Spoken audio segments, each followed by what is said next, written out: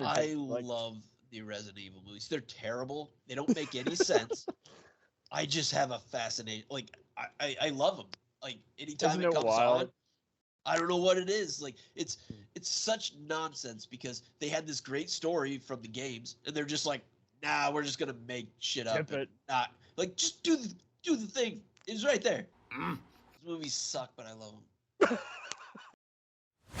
I thought about one way to start it. There was this article from LA Weekly like years ago by Nick Pinkerton. Oh, wow. I've got a few paragraphs here. It's short paragraphs, but this is kind of like my thesis of how I feel about Paul W.S. Anderson and his filmography. Devoid of pretense and bloviation, cutting to the bone by today's standards, he has yet to make a film that has broke the 2-hour mark. He is a devoted practitioner of pulp for pulp's sake. His zombies and aliens are not metaphorical stand-ins for anything. They are zombies and aliens. His films are exactly what meets the eye. Staple genre work of the sort that is usually written off. Though if these staples are so easy to whip up, it's worth wondering why so few people do them properly. Like buildings and prostitutes, genre directors only become respectable with age. Dismissed even by the studios that profit from them, Anderson's films do not tend to screen for critics, preventing any serious pre-intense analysis of their visual schemata, and we'll have to wait decades for any self-respecting rep house to stage a retrospective. So I agree with every word of that sentiment. Man, yeah, I think it's a little bit like John Carpenter has a quote to the effect of, in the U.S. I'm a bum, and in Europe I'm an artist. So I think Paul Anderson falls, and you see a lot of Carpenter influence and stuff too. It's like very stripped down narrative, usually dealing with similar plot devices. It would be like Siege or Escape kind of things. Listener discretion is advised. It's a jacked up review show. It's a jacked up review show. Jacked up review show.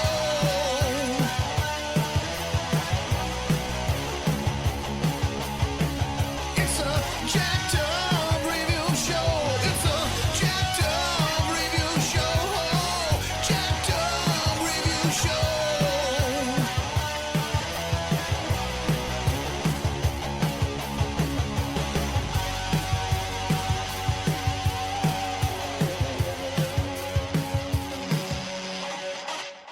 Hey, oh. It's time to boogie. And this time, we brought new paratroopers, Josh Gorski and Joe Larsen, flying to you live from Valverde. I'm your master spy, Soli. Welcome, Josh. Welcome. Joe. Thank you. Thank and you. his cup of Joe. Yes. We got filmmaker himself, Dylan Reynolds. Hello. You might Thanks know him for having me from- on again. Yep, we had your Nipples and Palm Tree co-star Sadie Katz on last year. That was fun. Oh, great. What was the topic for that?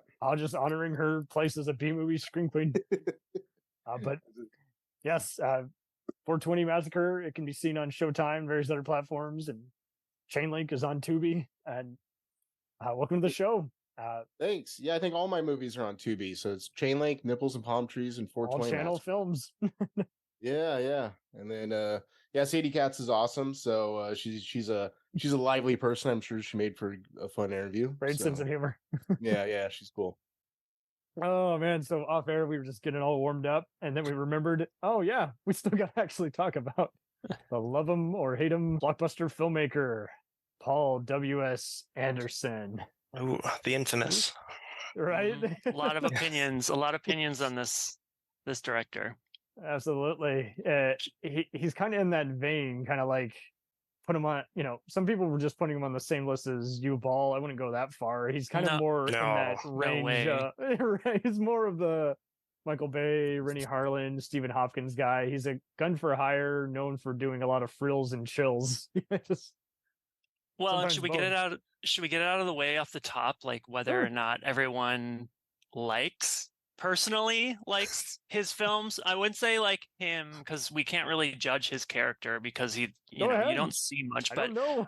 but I mean, like, I personally have to say, like, I really enjoy a lot of his movies, and I think like you said, I'm not like a Michael Bay type guy. So like you said, it's very like Well, that's what I love too. Is everyone assumes you either like this or that, and it's like, no, half the time people don't even look at who helmed the damn thing or even know how it works or what directing even means versus editing versus producing and writing. Sure. Well, I'm getting it's just a mixed bag. And that's kind of what most of these guys are. Everyone goes, why do they keep, being hired? It's like, because their movies make money. People don't on it. Even studios honestly don't care about reviews.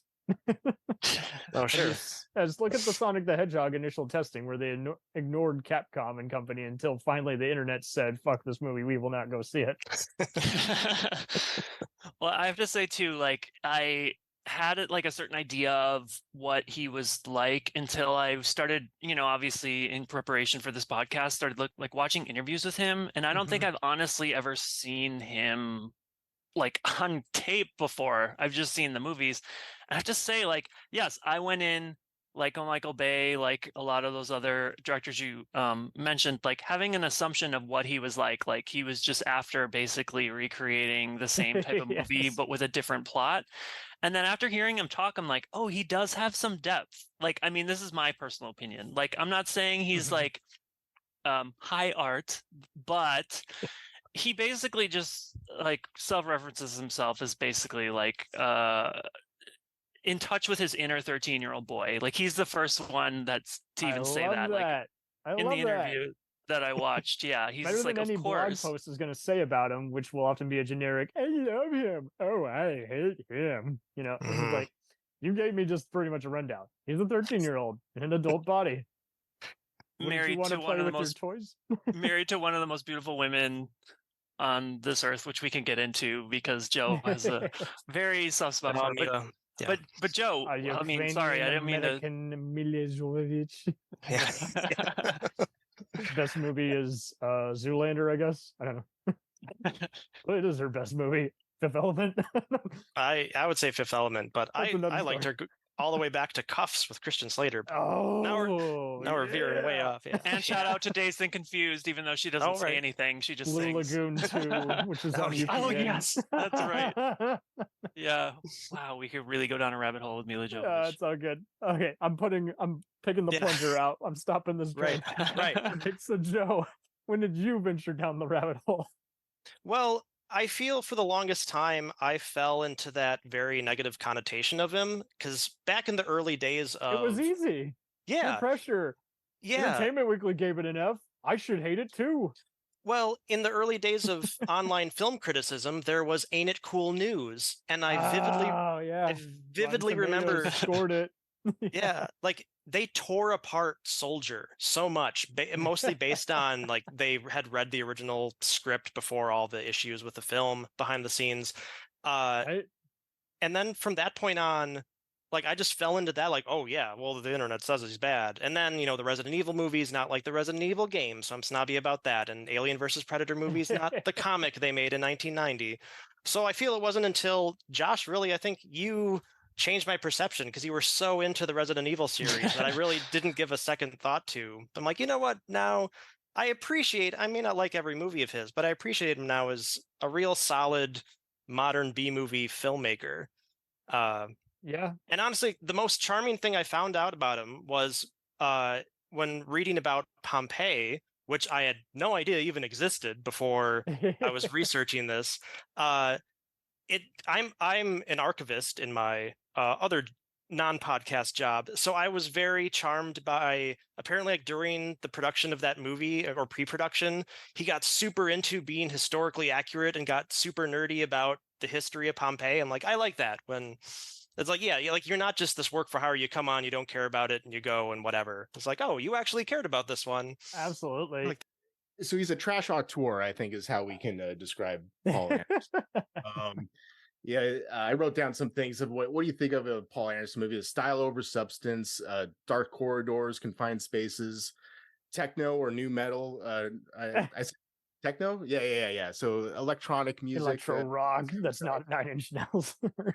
Some new metal because he did like Marilyn Manson and What was that Resident Evil? I was looking at my Resident Evil disc, and like one of the special features was Slipknot music video. I'm like, Oh, there okay, you go. welcome early 2000s. Emo as emo kids. Right. Use of slow motion, story and character development, not so much in favor of style. Use of archetypes and tropes instead of character development. Stripped down narrative we talked about. Besides Carpenter, there's especially the first two Alien movies. I think basically he's kind of remaking Alien a lot in his career. Oh, that's what I noticed in every interview. He noted how he was a mega fan of the first two Aliens, Die Hard, and Blade Runner, which is so wild because he did the Blade Runner spin-off Soldier. Yeah, I was thinking how we could get to maybe we could go through his filmography, but I would suggest we'll circle around. maybe it's not good to put your movie next to one of the greatest films of all time. It's so hard to even just Especially how do we even fucking start this Soldier. conversation without ruffling some feathers? Right. But yeah, I think you could also see the Euro influence of Luc Besson kind of crime Is it because of Euro Villa's in it? thriller stuff. Yeah. So Ridley Scott, his CGI in his movies are usually like on an objective level, they're bad. But I think there's so much of it and so like again, pulpy. It almost becomes like pop art, in my opinion, especially when you get into some of the later Resident Evil sequels, or Pompeii is especially like kind of beautiful in like the bad quote unquote bad CGI. At least it's not Sci-Fi Channel. cookie. Right. It's like maybe a couple steps up from an Asylum movie, but still it's kind of cool because there's so much of it, I guess, the way he does it. Yeah. It makes you wonder if you just need an editor to rein him in, or if he was always going to be a cult filmmaker. And it was interesting because we had Video Dropbox on for the earlier segment, and they were noting how he seems to legit kind of just not really think too highly of himself, to where he's just like, he just wants to do just popcorn, but he also doesn't look at any reviews, so there is no really improving. I think it's just he wants to do movies with his wife. Yeah, I mean, there's something to say for that, but he's like, I think he's more. It's interesting. I think he's called himself a populist filmmaker, but some of his movies get more almost surreal or experimental, like especially Very like bizarre. some of the Resident Evil sequels, where it's like there's no really discernible plot. It kind of has like a and then that happened, and then this. Yeah, right. It's just, there's this dream sequence, but this doesn't matter because they were a clone anyways, and it's just like what's going on. So it's interesting. It was there's a YouTuber Patrick Willems who recently did a video about vibe movies where he's talking about Tenet. And then different Michael Mann ones. What are some of the other examples? Like Drive. And, look for the signature of the filmmaker. Right, but so his opinion about vibe movies, it's like it's not so much about plot or character. It's like it's the experience, the cinematic experience, and so his interests aren't so much in plot, but in visuals and a sense of spectacle. Yeah. Mise en scene or whatever, There you go. Pretentious. So it's interesting. He's a pulpy genre, lowbrow filmmaker, but yeah, I think he injects a lot of artistic, interest in it. He's a Richard Fleischer kind of guy, Irwin Allen, I guess, kind, versus a Richard Donner, Andrew Davis kind, who wants both the spectacle and the crowd pleasing. So I don't know. It's just. Yeah, I mean, I don't know if you can. I mean, obviously, you can hire Paul W.S. Anderson to. You can hire him, but his movies are very distinctive, I think. So I think he remade a Roger Corman production, for God's sakes, Right, but he made that very. It was like a video game, like Resident Evil. It has that same vibe, more like The Running Man.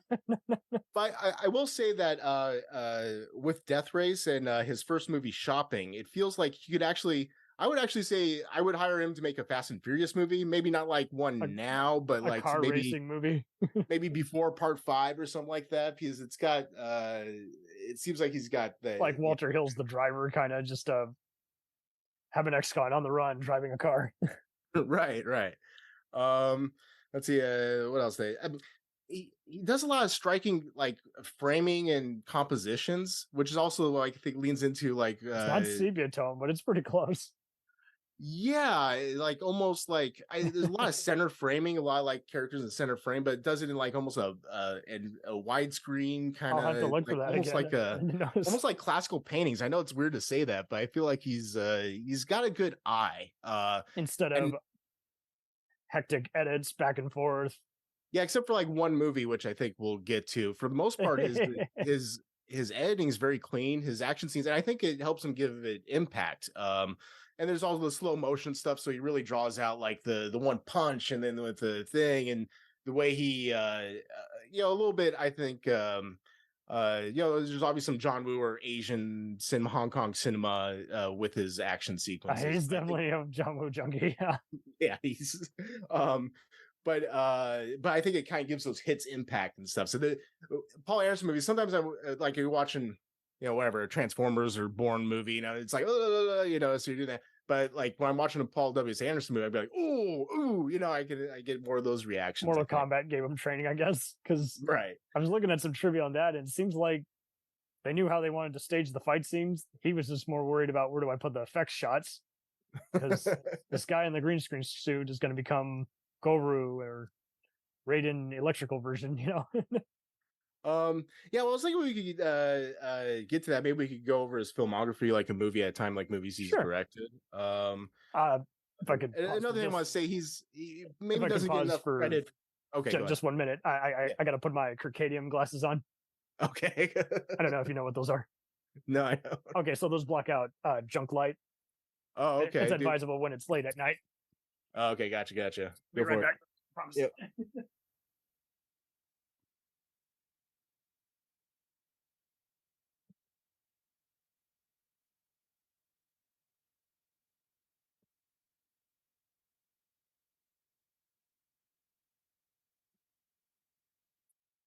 There we go. Sorry about that.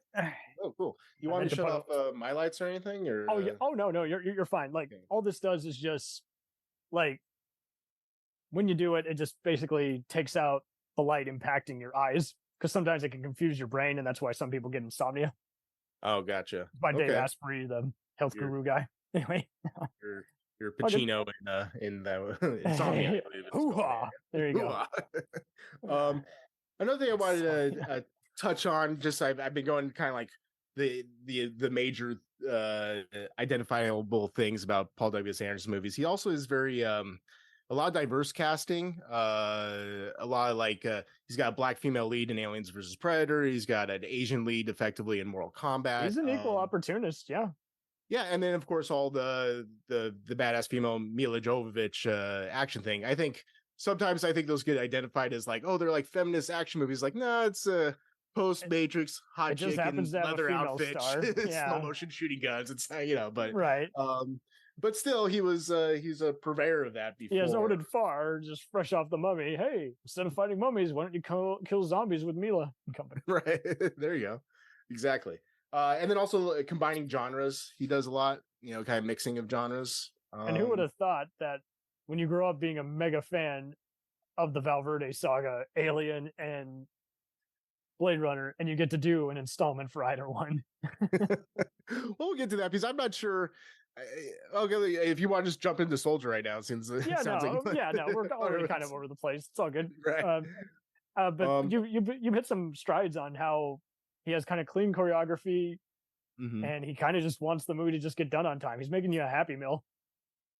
Yeah, another thing, he doesn't. I don't think any of his movies have been over $100 million budget, so they're usually kind of what people whine about today. There's not that mid-budget movie or whatever you want to call it, where like the $50 million action movie that does what it does theatrically, but probably has more of a life on VOD and DVD. He's like Charles Band with Full Moon minus the comedy.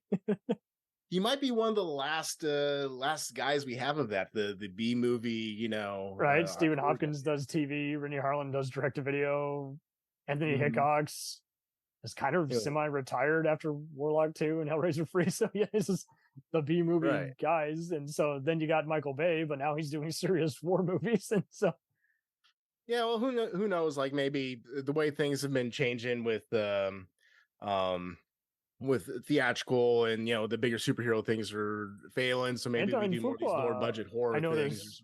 he'll do like 2 Netflix movies, then 2 mainstream theatrical movies. It seems like everyone can have a piece of the pie now. Right. He reminds me of kind of Gareth Edwards. You do a Godzilla movie and a Star Wars spinoff while doing your own original sci-fi stuff. Maybe Neil Blomkamp in a way, although maybe less of the creativity. But then Jonathan Liebsman is another one. You work for Michael Bay doing New Texas Chainsaw Ninja Turtles. Then you do your own thing with stuff like the Halo TV show, The Killing Room, Darkness Falls, and Battle LA. So yeah, I mean, none of these guys are gonna. They're almost like some of the guys who would go in between doing something for like an infamous studio like Canon Films or Franchise Pictures, as well as a more just low key kind of movie. It's like the drive-ins might have left us, but the whole mentality never left us. Roger Corman might be direct to video now, but his mentality is still pretty much at focus with all these B, C, D listers. Oh yeah. Well, and as we like get into some of the films, like one of the things I took away again from the interviews and even just like his filmography is he doesn't ever seem like someone who is just offered a check. I mean, maybe this is the perception, like, here's a lot of money, will you make this movie? It seems like of course that's a bonus, but he does come off as seeming intentional on what he's doing. I mean, because if he wasn't, he would have made Mortal Kombat Annihilation, right? I mean, I don't know if that was offered to him, but I'm assuming, like, again, sure. he would have, just because, well, I mean, we'll get into it again, but I don't know. Mortal Kombat was a hit, wasn't it? I mean, it was a mega hit. Yeah, that's what I thought. New Line Cinema and Golden Harvest wanted to cash in on their Ninja Turtles and Free Ninjas mentalities, so he came in at the right scoop. Another thing with Paul Anderson, like, again, the whole he's a bum in the U.S., but his movies apparently the Resident Evils are more popular than Star Wars out in China. Apparently, like, was it? I think I was reading like Resident Evil last chapter outgrows Solo and Rogue One or something like that. That's insane! Whoa. So he's so yeah. I think I do agree. I think he's a little underappreciated. I do think there will be a time where people have more retrospectives because it is such a singular style that he has. I think he wants to keep you occupied, but he doesn't want to blow the roof off the house exactly. Right. Usually he's like lumped into the worst director of Uwe Boll and Michael Bay.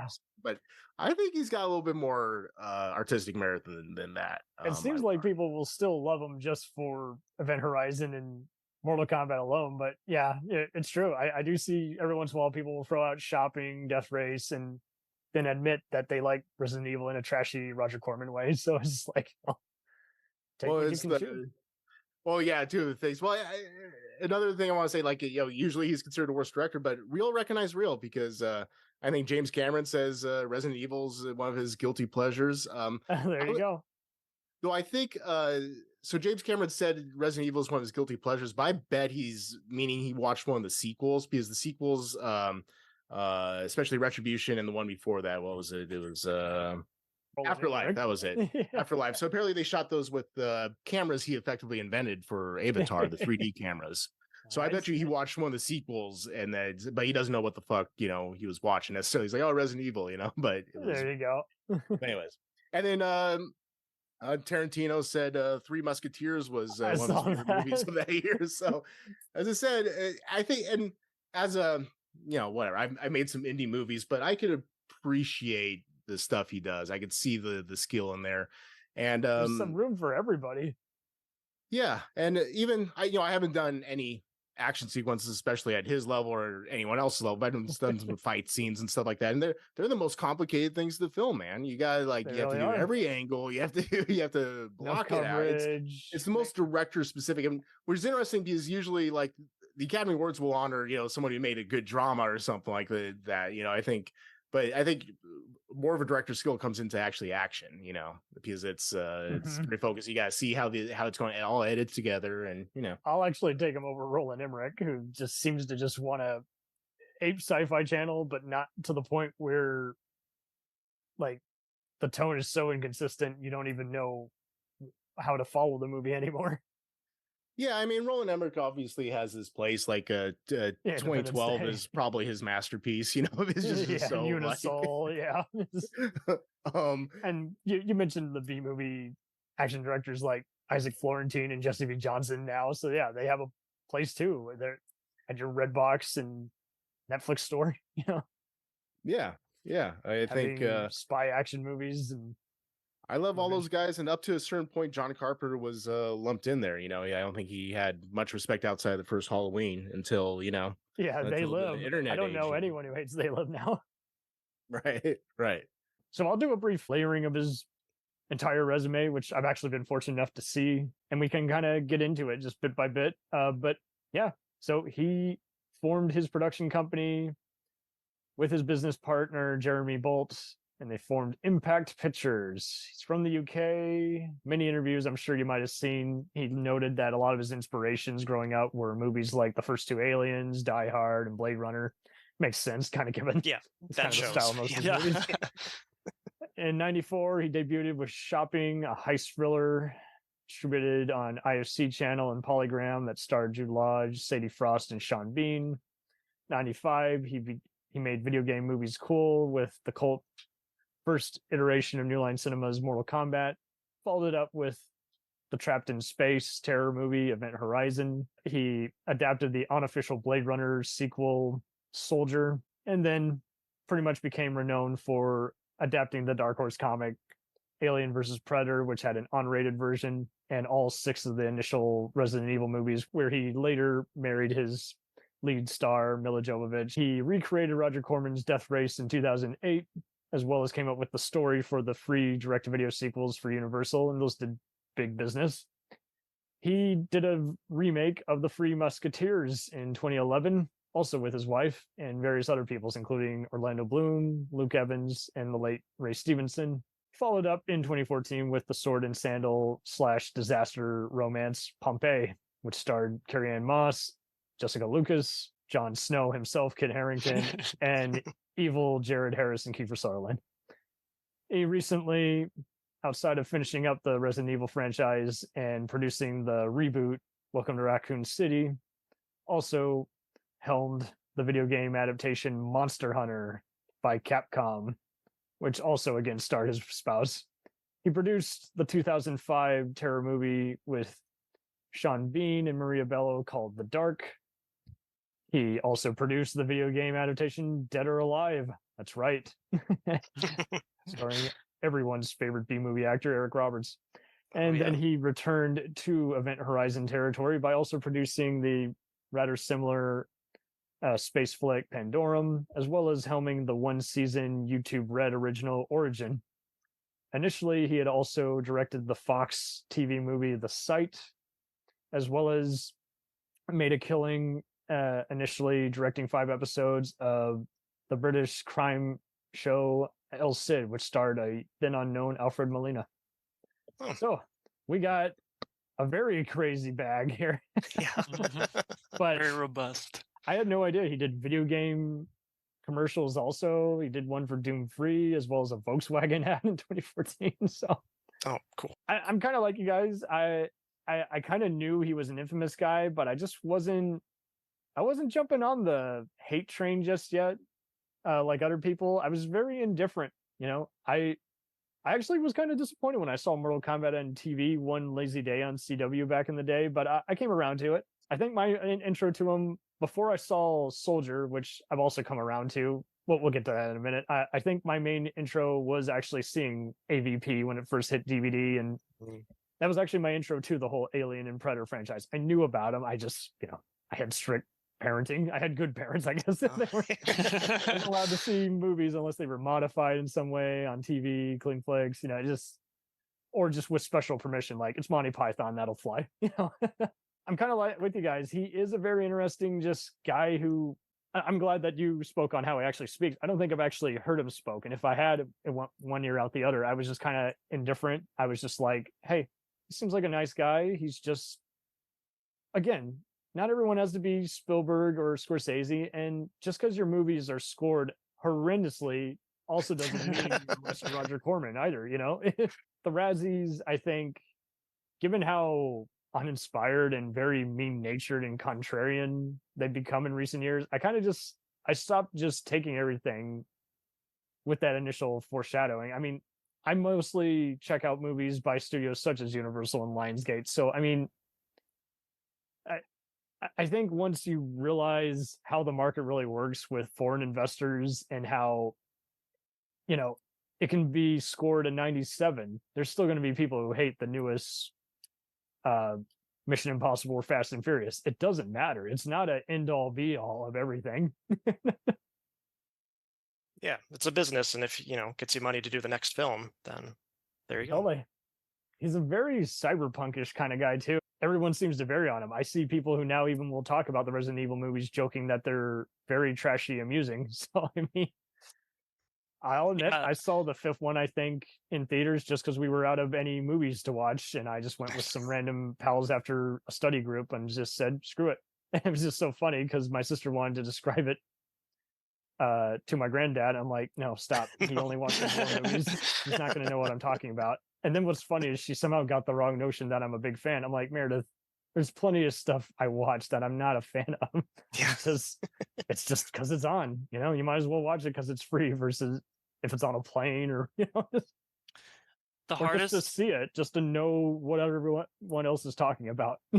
Mm-hmm. The hardest part about being a Resident Evil film fan, meaning like this original, they're out there. There's plenty of people who never double played trilogy. The games. It was every time I went to the movie theater, I knew I had to endure the drone of people that were in the audience that would be like, "Oh, this movie is so terrible. I hate it so much." And then inevitably they'd be back like for the next one because they were like, "Well, I guess I'm going to have to see the next one." It's like no one is twisting your arm to see. You like these, you just won't admit it. I'm glad you brought that up. I had to unfriend a lot of snobby horror podcasts who, I mean, they seem to be the closed-minded type who think every movie goes into just one genre and is like, no, these are action sci-fi horror movies. Yeah, but it's not scary. Well, not every horror movie has to be scary. Yeah, it's not exciting. Well, action doesn't always necessarily need to be exciting either. It just means there was a shootout or explosion. But yeah, I think it was around that time when I just veered away from horror after a while. I would see people who would hate watch stuff, and I'm like, I don't have time to hate watch anymore. I'll watch a laughable, like, bad cop show or horror anthology once in a while. But I mean, once again, no one told you must go to the theater to endure an Elm Street remake or, again, the inevitable billionth Final Destination or Jason movie. And when Saw came around, I definitely took a break until Matt Flanagan came around and reignited my interest in the genre. And same thing with action. I mean, I grew out of it when Fast and Furious took over. I was just like, give me an Indiana Jones or Die Hard type blockbuster where I love the character, there's authentic stunts, and I find the villain to be very clever, but this ain't it. Cars, no thank you. It just doesn't do anything for me. So he's coming into that weird spiral where there's all kinds of just cult blockbusters. There's Underworld, there's The Mummy, and then there's more mainstream stuff like Bourne Identity, and Stallone is going back in and again and creating new franchises and revisiting his old ones. So I'm just was like, at that point, it was just like, hey, of course he exists. There can be something for everyone. Mm-hmm. But you, Joe, what was your first movie you saw by him? Oh, Mortal Kombat, definitely. Oh, sweet. Same. Okay. Same for me. Interesting. Yeah. And to compare him to Yuval, like we were talking about earlier, is like, why would you want to do that? Yuval, when you see a Yuval movie, it seems like he's popular because of his hot takes on cinema. And I'm like, well, but he's saying stuff we already know, how investors can make a bid for a best picture, or studios and producers and directors are not necessarily crazy about everything to do. But Yuval, when I watch his movies, his music hurts my ears. It looks like a student film. And it really is the definition of unwatchable. Like, I can't even laugh at it. Like, to laugh at it, like, no, this is not even Mystery Science Theater level. This is like -50, out of a 5-star. Just, you can't even call it. This is an insult to even direct-to-video standards, So I'm just like, but for a guy who doesn't respect anyone, who didn't have a film degree and just relied on German tax cuts to make his filth, and is like, can't say, at least Anderson Rennie Harlin, and Michael Bay all went to film school. Now, I'm not crazy about Rennie Harlin. He's a hit and miss guy for me. I think he got lucky because of Die Hard 2 and Deep Blue Sea, but my issue with his movies is he's just kind of tone deaf half the time, very oblivious to what he's making. But Michael Bay, he was part of the Jerry Bruckheimer house, and then he kind of became infamous because people weren't liking his Transformers movies. But still, that's the thing. Everyone's becoming a franchise director at this point. And it's just interesting. I've talked to actually Tony Giglio, who had done a lot of other just movies that were limited releases or straight to streaming and TV. And he did some second unit directing on the Death Race sequels. And he noted how just the process is getting easier, and anyone will basically hire you just, again, based on who you know. Joel Silver will likely produce just as many just obscure limited releases as he will the next Lethal Weapon type director that he has his vision set on. So it's just interesting how, and he's another guy who has left the industry because he became a hard ass. No one wanted to work with him. So it's just, it's interesting how when we're in a post superhero and clickbait world, even Oscar bait at this rate, he's oblivious to snobbery, which I must commend him for. I must commend anyone for that. I appreciate it because even with the video game adaptations, while not everyone might be happy with the end product because they wanted exactly carbon copy of the video game, you can tell again from his interviews that I found online that he is a video gamer. Like he has played the not franchises but the series, and like he's not just some asshole walking in being like, oh, there's this zombie franchise that I'm going to just make into a movie. Because he had even said, like, one of the things that people would always say to him back in 95 was like, how on earth are you going to adapt Mortal Kombat into a feature-length film? It's just people fighting and punching each other and ripping their backs out. And so and that was the same era where we had people who had made big movies but were both, pedophiles behind the scene and unprofessional. Look at Bryan Singer. We didn't know any of that on professional news until, years later. Mm-hmm. So it's just kind of, it opens up your mind when you just realize it's like, you can be talented, but not a nice person, and vice versa. You can be a nice person, but not necessarily have talent. And he just falls into that, you love some of his stuff, you hate some of his stuff, you can't say you hate all of it, and you can't say you like all of it either. So, I mean, he's a genre filmmaker. He does a sci-fi movie, he does a horror movie, and then he does an action movie. But yeah, and I feel like a lot of time, like just where he is as a filmmaker and like what he has access to, you read about these films behind the scenes, and there's, half the time there are all these major issues for one reason or another, or something's being cut. So, and you don't necessarily know this until years later down the line. So that's another layer of like appreciating him later on after the initial film comes out. It's like, oh, well, especially like Soldier had so many issues. Like he lost all of his on-set locations because of a hurricane, I believe. Oh, I didn't know that. Yeah, like that's why everything's kind of like soundstagey. I'm like, well, that wasn't the original plan, so you work with what you got. So and I think like under that lens, then I'm like, well, like kudos to you for being able to figure that out in probably a very short amount of time. So nice. That screams as like talent, just as any other filmmaker, making their Oscar movie. Absolutely. So. That's not, you can't just put them in just one angle. Yeah. Mm-hmm. And he also was quoted in one of the interviews that I watched where he said, being a filmmaker is the best job in the world, and I still can't believe that I get paid to make movies. Which is, I honestly believe it wasn't him being sarcastic. It was him being pretty genuine and authentic, saying like, I still can't believe that people are hiring, not because his movies are bad, but just in general. Like he's like, it's, I wouldn't trade it for anything in the world. And I'm so lucky, because he realizes like, it's not everybody has the opportunities that he's had, the budgets that he's had also. Not everybody gets this chance. We'll return after these messages. Hey, it's Brent Pope, the host of Breakfast with Brent Pope. You've seen me on some of your favorite TV shows saying things like, give it up, Jimmy, you got to sink this putt to win. On Breakfast with Brent Pope, I sit down with guests from the entertainment world, and we do it all over breakfast. Or should I say Brentfast? Every week on Breakfast, you get inside Hollywood info and tips, great breakfast recs and foodie debates. Most of all, you get the most delightful 30 minutes of your week. So dig in. It's Brentfast time. Listen at Brentfast.com, Apple Podcasts, or wherever fine podcasts are found. Do you ever find yourself thinking about who would win in a fight between Goku and Superman? Hi, I'm James Gavsey, and on the Who Would Win show, me and my co-host Ray ignore anything important happening in the outside world and debate fictional battles between characters from comics, movies, and video games. We got a new show every week, and almost always am I the winner. Yeah, not true, Ray. In the past, we've discussed such matches as Captain America versus Darth Vader, Solid Snake versus the Iron Giant, classic matchups like RoboCop versus Terminator, and even the Muppets versus Sesame Street. That one was crazy. So if you're a fan of geek culture and love a spirited debate, check out the Who Would Win show wherever you get your podcasts, or check us out at whowouldwinshow.com. I was fortunate enough to see shopping back when I had cable TV. I still do, actually, but it just at a different house. And it was just one of those I was pretty indifferent to. I meant to always rewatch it, but it didn't exactly set my world on fire. Did you see it?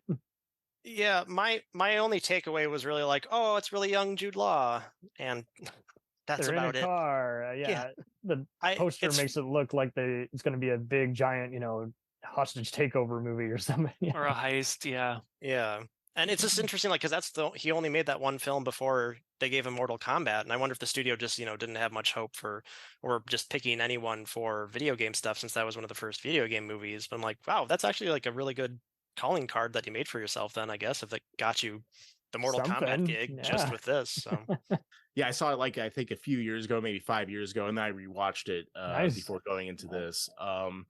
It's weird. It's just like you watch it, you're like I said, it has I think more of a kind of movie mixed in with thrill seeking. Yeah, Rebel Without a Cause. There you go. For the '90s audience, so there's like the techno music soundtrack. But what I don't understand how someone could watch that movie and be like, oh, we need this guy to do this martial arts movie. Meanwhile, Hong Kong is making these amazing fucking things. They're like, no, it's this guy who did this, Euro, teenage drama, basically. I would give him I would go like, let's give him the direct Hackers, or something like that. There you go. He's making Jean-Luc Godard's Hackers. Perfect. Right. I think it's got more of that vibe, but it's but I think what they saw is he can do some of those car chases and action sequences on a real low budget. So I think that's perfect in his entry point into studio filmmaking. This is like he can deliver something on time and on budget and have enough of those action bits to really sell it. So totally. It's also kind of an interesting movie. Again, this is also a movie like I feel like he could have made a good Fast and Furious movie somewhere along the way. Maybe not after 5, but kind of yeah. Right. And then it's also kind of a showcase for the British actors coming out of the 90s. Well, and I'll be honest, I just watched it before we met. Not today, but I mean in preparation for today. So I'd never even heard of it until I started doing the research. And so I gotta say, while the movie felt like it was a little long in the tooth sometimes, I loved the aesthetic that he had in the film. And I don't know, I think you mentioned it earlier. Did you say steampunk or not? Cyberpunkish. Cyberpunk. Sorry, yeah. Cyberpunk. No, all good. I definitely feel like that aesthetic and miss that quality from those early 90s films that you can see kind of carry throughout some of the films as we go. Because it's out there. That's exactly what I was thinking of when I was watching it. In fact, I was getting, I don't know, I don't remember if this is before or after, but I was getting Train Spotting vibes a little bit too with this. Me too. That was 2 years later, so that's wild. And maybe Train Spotting ripped this up. Who knows? Yeah, we'll go with that. Yeah, that was while watching it, I was like, oh, this is just it's a cute little riff on Train Spotting. It's like, how did this come out before? Was that just the aesthetic for UK movies at the time? I don't know. Maybe. But, well, and then I the way I would describe it to someone is for some reason it just kept saying Train Spotting meets Some Kind of Wonderful, the John Hughes film that not a lot of people have seen, but the one with Mary Stuart Masterson. Yeah. And it gave me sort of that, I don't know, same energy, not the plot so much, but just style and musically. I don't know. I really liked it, and I hadn't seen anything with Sadie Frost. I'll give it a rewatch. I was just indifferent the first time I saw it. Yeah. I mean, I'm not saying it's the best movie in the world, but I didn't mind it. It just, like we said, it just goes a little too long, and then there's parts where I definitely tune in and out because it's very dramatic in a way of just like a drama, like a drama that happens to have exciting moments in it and cars crashing into jewelry stores. And that ending is dark. Like I was not expecting that. Like I don't know if we're doing spoilers or not, but I mean, it's up to you, man. And maybe it'll make me want to rewatch the movie. It's happened. it's just insane. And I was really waiting for the movie like to keep going because I'm like, oh well, someone's gonna live, right? Insane. That's all I have to say. Very insane.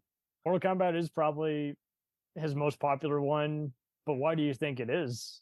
Other than people like the lines, the unknowns were in the popular roles. It introduced non-gamers to the game. Gamers were satisfied with it. It was that rare movie.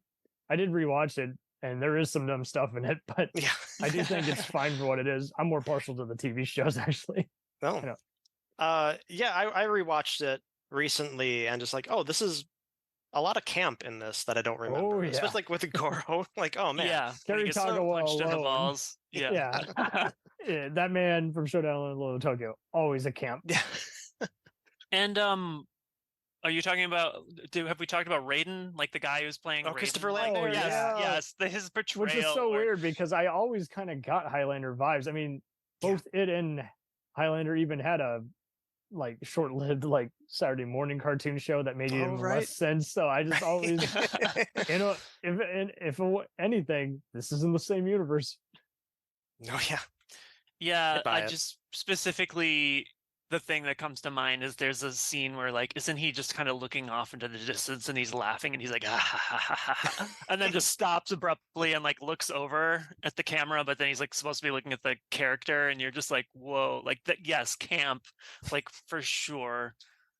And I told Joe, so I have a friend who is much younger than me. I wouldn't say she's Gen Z. She's probably, I guess, millennial age, but never seen any of the Mortal Kombat films. And I was like, oh, we have to see the 95 Mortal Kombat. I love it. And we often get together and I hate. Sounds like it. But we get together and we get a little out of our mind. Wink, wink. If you catch my drift, well, we smoke pot and like watch movies and have a great time, right? So, this was one of the ones I was like, we have to watch it. It'll be great. And she was like, I don't get it. It's just not, it wasn't for me. It's not my thing. Like, oh man, like it just really hurt my heart because I just assume that like everyone, like Joe and I, or even you, maybe walk into it thinking like, oh, this is kind of fun. Like she was just like, nah, I have no interest. Like it's just stupid. So Nice. I don't know.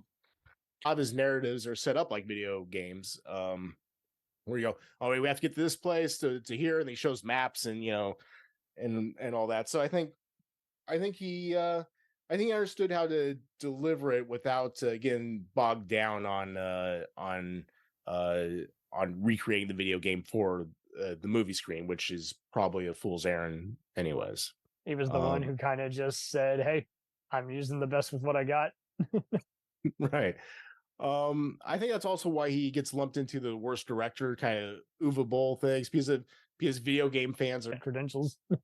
Yeah, it's weird. I see comments again. I'm just like defending Anderson's work, but I see comments like, "At least Uwe Boll's you can enjoy, ironically and stuff." But it's just how I can't make it through his. I mean, not to knock anybody's work, but it's just like I can't see how you look at an Anderson movie and not see the artistic merit versus an Uwe Boll movie, for example. So I don't get it. It seems like people just want to throw hate rate it just for the hell of it. It unknowingly set a bar for video game movies because they kept making video game movies that were much worse than it. So it kind of became the ones before it were awful. Mario Brothers, Double Dragon. Oh my god. I mean, my personal favorite is the original Street Fighter, but I love that one. Yes. Again, I was just gonna say a lot of people too. have strong opinions about that film, but I loved it too. Sousa is my dude. Yeah. But I mean, like it just after a while, you're like, oh, like Mortal Kombat is still somehow better than these other ones. So then it starts like, oh, okay, so this is good now. This is fun. So, and again, like I feel, yeah, like the hardcore gamers, I think were satisfied with it. Like you have the little sound bites of "get over here." It's like, okay, that's what we need. We're no longer in Karate Kid territory. Yeah. If they didn't like Mortal Kombat, I think they liked it a lot more once Mortal Kombat Annihilation came out. Because again, I'm not a hater. I actually didn't mind it, but it's fun. It can't be way. I mean, for me, it was pretty much copy and paste. Like I was kind of that way with Ninja Turtles 3. I'm like, what do you guys expect? These are made for teenage boys. And we adults are watching them because we're into kung fu movies too. Yeah. Right. I remember seeing Annihilation in theaters and not being happy with like video game characters that don't show up. Like I don't know. I played Mortal Kombat like 2 and 3, especially in the arcade, but then I'm just like up in arms, kind of, I'm a dumb teenager. So it's like, oh, they didn't have this character. Duh. I feel that's I did that with Resident Evil as well. It's like it didn't follow the video game. Like I didn't care about the video game. Like I'm still a Silent Hill boy. There you go. But yeah, so I feel like a lot of people probably have that attitude like when these movies came out, and like, all right, let's calm down. Just take the movie for what it is. It's fine. Well, and because they're almost as bad as, dare I say, readers. Because they do not understand what goes into it, and it's like, what would you do differently? Okay, so you don't have an answer. This part of the chapter has to go because this is killing time. This isn't cinematic. This is a waste of space. Like Tom Bombadil in the Lord of the Rings book is essentially him saying, "Hey, I'm not your answer." Not very cinematic, so you got to omit that chapter. Yeah, but it's just so amazing how some people just refuse to get into what could change it up, what would enhance it. And it's not going to be like the book. I'm like, no shit. It's a different medium. What would you do differently? I'm always like, why do you want it to be like the book? Like you have the book, you can read the book. You're not going to be happy with a Tom Bombadil scene if they put one in. So like, why do you... Then you'll complain that, it's the same thing. Like, well, yeah. I see people who really violently love and violently hate Event Horizon now, which is so wild because it was not liked at the time. And yet, no, yeah, I feel like that. To me, that's the one that I hear about most now, spoken positively in his filmography. And I feel that because Factory release, I got it. Yeah, and then also like because I still have cable, and every October they're playing that almost every day on some channel, and so I just end up watching it multiple times. I'm like, yeah, that's good. Sounds like another day, on the block, yeah. That makes me wonder, like, what is it about the movie they don't like? Because I'm obviously a horror fan. Joe and I are big horror fans, so we lean towards that. Any content like Event Horizon are fantastic, but what is it specifically that people complain about? Because it's a very simple movie, and it's not First it was the derivativeness. Then it was just like, it's so cliche and everything. And it's like, well, I don't know, man. I think you can't tell me you predicted the ending to this. I just found it dull on the first viewing, but I came around to it, I think, just for the folklore and remembering it. And I've been due for a rewatch recently, but I think your mode and tone is what really permeates your final say in any movie, really. But most movies you should probably give at least 1 or 2 times over, Yeah, like return to like a few decades later and see like it's okay. See something. Yeah, like I really admire for that. Just like, hey, let's take this arty Russian sci-fi film and then just make it pure horror. And I really appreciate it because I'm a huge Sam Neill fan. So I really like. I do see people using memes of his scream. Oh, yeah.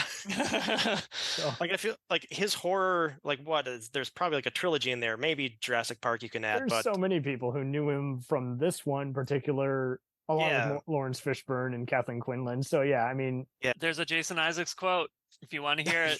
He said, I'm in here reference for it, to Paul W.S. Anderson, it's not about how you deal with failures that defines you; it's how you deal with success.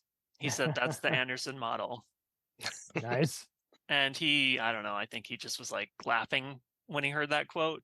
But yeah, going back to Event Horizon, I have to say, like, this movie was one of the first horror movies. So I was much like you growing up, where like I didn't have a huge like outlet to violent horror type sexual other type than things. UPN on a Sunday afternoon, it's just most people are gonna be like, you can't watch that. Exactly. But somehow this one was a film that I think maybe because I was hanging out with friends that somebody rented or something, and I was scared shitless because I knew nothing about it, and it is a very dark film. And in fact, of course, right. He even said, like, going from Mortal Kombat to this, it was exciting to go from a PG-13 film to an R-rated horror film. So that's why he went like balls to the wall with like everything that went into this film, including, you know, obviously the lore surrounding the tape, the infamous tape scene that is missing from the film where they had, you know, was it real like sex workers and miscellaneous people doing things? Yeah, I think he brought in like got some competition here. Yeah. Yeah. And so this one scared me. And then in fact, like Joe and I talk a lot about novelizations of films. Like it's kind of fun sometimes when you find them that are like made after the movies obviously are like put out, like people like write the novelizations. And I had a friend who read, I remember this because we had watched this movie together, and then he had read, there is an Event Horizon novelization that I think differs a little bit from what I was reading the reviews on before we met today. But I specifically remember him saying that there was more detail about what is actually going on in that tape that really just like is even more chilling when you read it like in words, like people having sex, organs being broken off, stuff like that. It's just very graphic. Well, usually I feel those are written like they're written off of the screenplay because, you know, they have to come out when the movie comes out. So absolutely. I wonder if like I'm surprised there wasn't a comic book either. Oh yeah. Well, and I've seen a lot of things online too where so people always, I think this is the most asked question of Paul W.S. Anderson is, would you ever consider doing a prequel or a sequel to this film? And he said it's like come up a few times. I think it's at 2011 and 2022. He's talked about how he said that he's, I think, developed a story in his head and thought about it, but ultimately it comes down to he wants to preserve the ambiguity and original product of the original film, essentially, so he can just leave it untouched, because he says like that's one of the reasons why people do love this movie is the way it ends. They don't want more because you're just going to ruin it. That's a good point, because I mean, people will always bicker about what they can or can't have, and he was pretty much at this point is like, I'm going to go for broke. I've always wanted to do these kinds of movies. I'm an alien head, so I'm going to do another kind of cyberpunk outer space terror movie. You can't say it's anywhere near as incompetent as something like, I don't know, what's that other James Spader, Angela Bassett movie? I just got the Blu-ray of it, Supernova. Supernova, yes. Some features are hysterical because they're just talking about just how there's something in there, but you'll never Isn't there one too called like Virus with Jamie Lee Curtis? I love Virus. Oh my god! I haven't seen either of those movies. I'm just pulling them out there because I think you'd like Virus because it's kind of the Alien template when it meets Terminator, but I think that's another one. I think because people saw that it just didn't gross as much money and critics weren't impressed, and Jamie Lee Curtis didn't enjoy working on it. Not many people seeked it out, but I was like, hey, it's not freaky, but it's a fun killer robot movie trapped on a submarine. I mean, it's really for me no different than say Deep Rising. I'm just like, we've seen everything, but it's okay, you know. If this gets people interested in the movies that inspired it, like Predator or Alien or RoboCop or Terminator, you know, just go for it. Yeah, definitely. Yeah, I mean, and it seems to have the most pop culture resonance. Oddly, like there's references in what was it, Thor 4? She literally just does the paper through the pen thing, and she references Event Horizon. Mm-hmm. It just made me think. It's like, did she watch Event Horizon when she saw it in the script? She's like, oh, I better see one. Possibly. Maybe the cameraman framed it as something. I don't know. But they also reference it in Interstellar too. I think he basically uses the same pen through the paper. Subtle reference, man. Subtle reference. So is Christopher Nolan an Event Horizon fan? He probably is. He references Heat and Seven in all his movies. He's got probably. Yeah. So it's I think Red Letter called it Hellraiser, and it's the best Hellraiser in space movie, better than the actual Hellraiser in space. There you go. That's a compliment. Yeah, it's a little, and as you said, it's like this kind of like mashing of different movies. So it's like Alien with Solaris, with 2001, with The Shining. Yes. You know, it's just like every space movie, and then just your darkest house movie, you know, like Nightmare Fuel, William Castle. Yeah. Mm-hmm. I think it's one of those movies. It's one of those. I link it with like the Hellraiser series or like even Highlander, where it's like it's not so much the movie itself is that good, but like there's a lot of cool ideas or like world building, like they kind of sends your imagination going. It may not be a classic, but it's still a template of fun. Yeah, it makes it very rewatchable because you're always kind of thinking about it or like the different things that they kind of touch upon. So you always kind of end up revisiting the movies, I feel. Hold it. Yeah. But yeah, Event Horizon's cool. I think it's a little bit like the Halloween 3 thing where I think the you know, so it was kind of hated when it first came out, but now people are like, no, actually it's a classic. But now it's like they've gone too far with it. I'm like, okay, settle down. Like I saw some random review on IMDb. It's a classic of 90s sci-fi cinema. I'm like, oh my god, you know, it's not like everyone doesn't seem to know what in between point is. Like, is it entertaining? Okay, good. Then what are we talking about? Right. You know, I will rewatch Event Horizon many times in my life, but I'm not going to say it's The Matrix. You know, Soldier is a pretty big cult hit. I notice nowadays. Is it? Yeah, I see a lot of people who will mention it just in passing. I love that movie, and oh, that movie sucks. And what's so funny is the people who I think would hate it really like it, and people like me really disliked it growing up. But I think on the third viewing, I was just like, it's a very well shot, well built movie, but it's just too cliche a storyline, and Kurt Russell's a little too robotic for my taste. I'd rather him be in Snake Plissken mode, and the action's just not exciting for me, even though the story is interesting. So, yeah, it's definitely a curiosity more than anything. Like as that sort of Blade Runner side quill. Absolutely, I know the universe somewhere, but it's not altered carbon.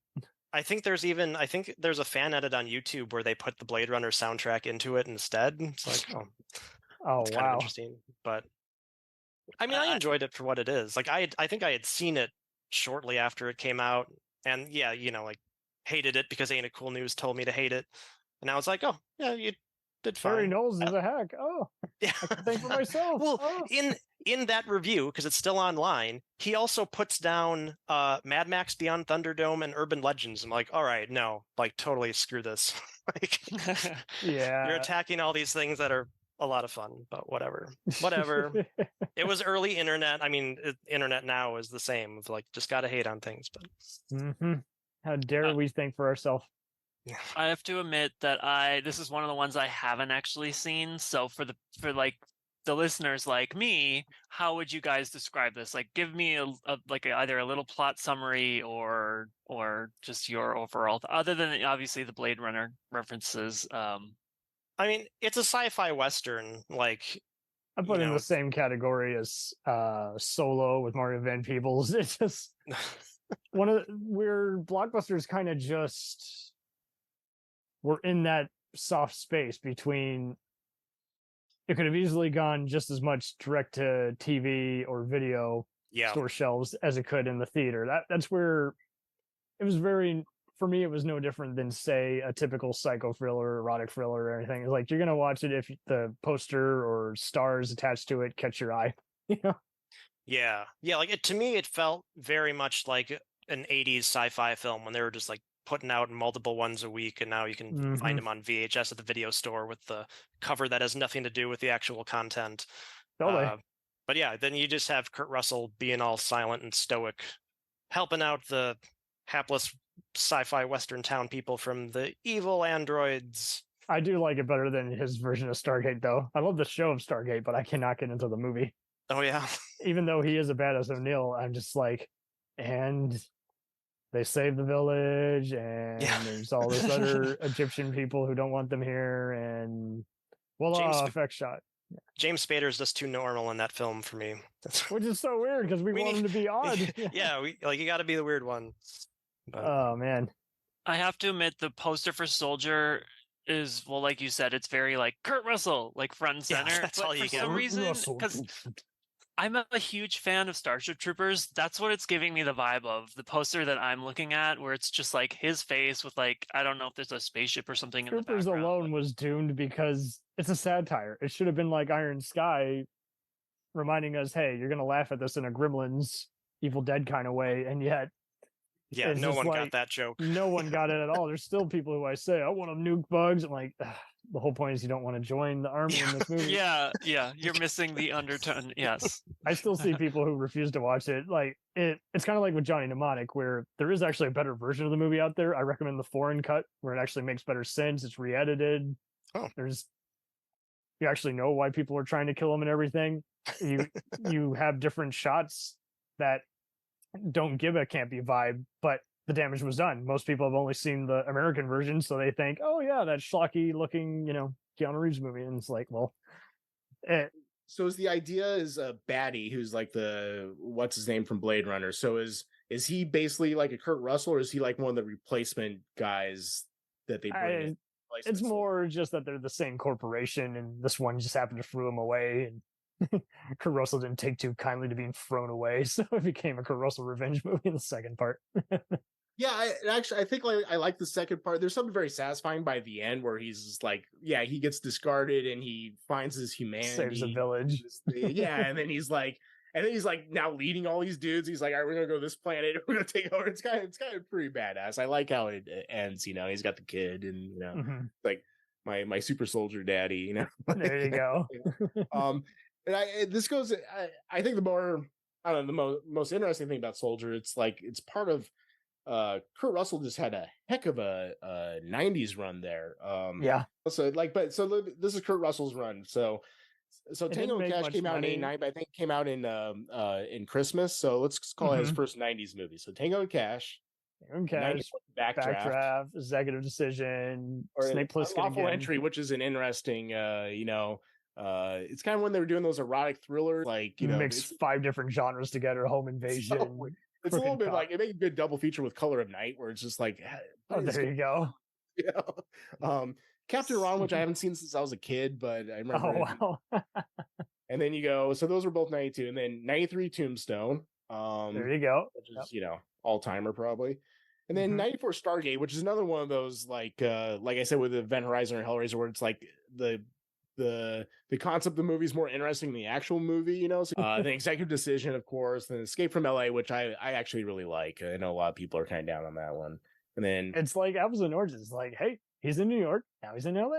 It doesn't have to be the same. Right.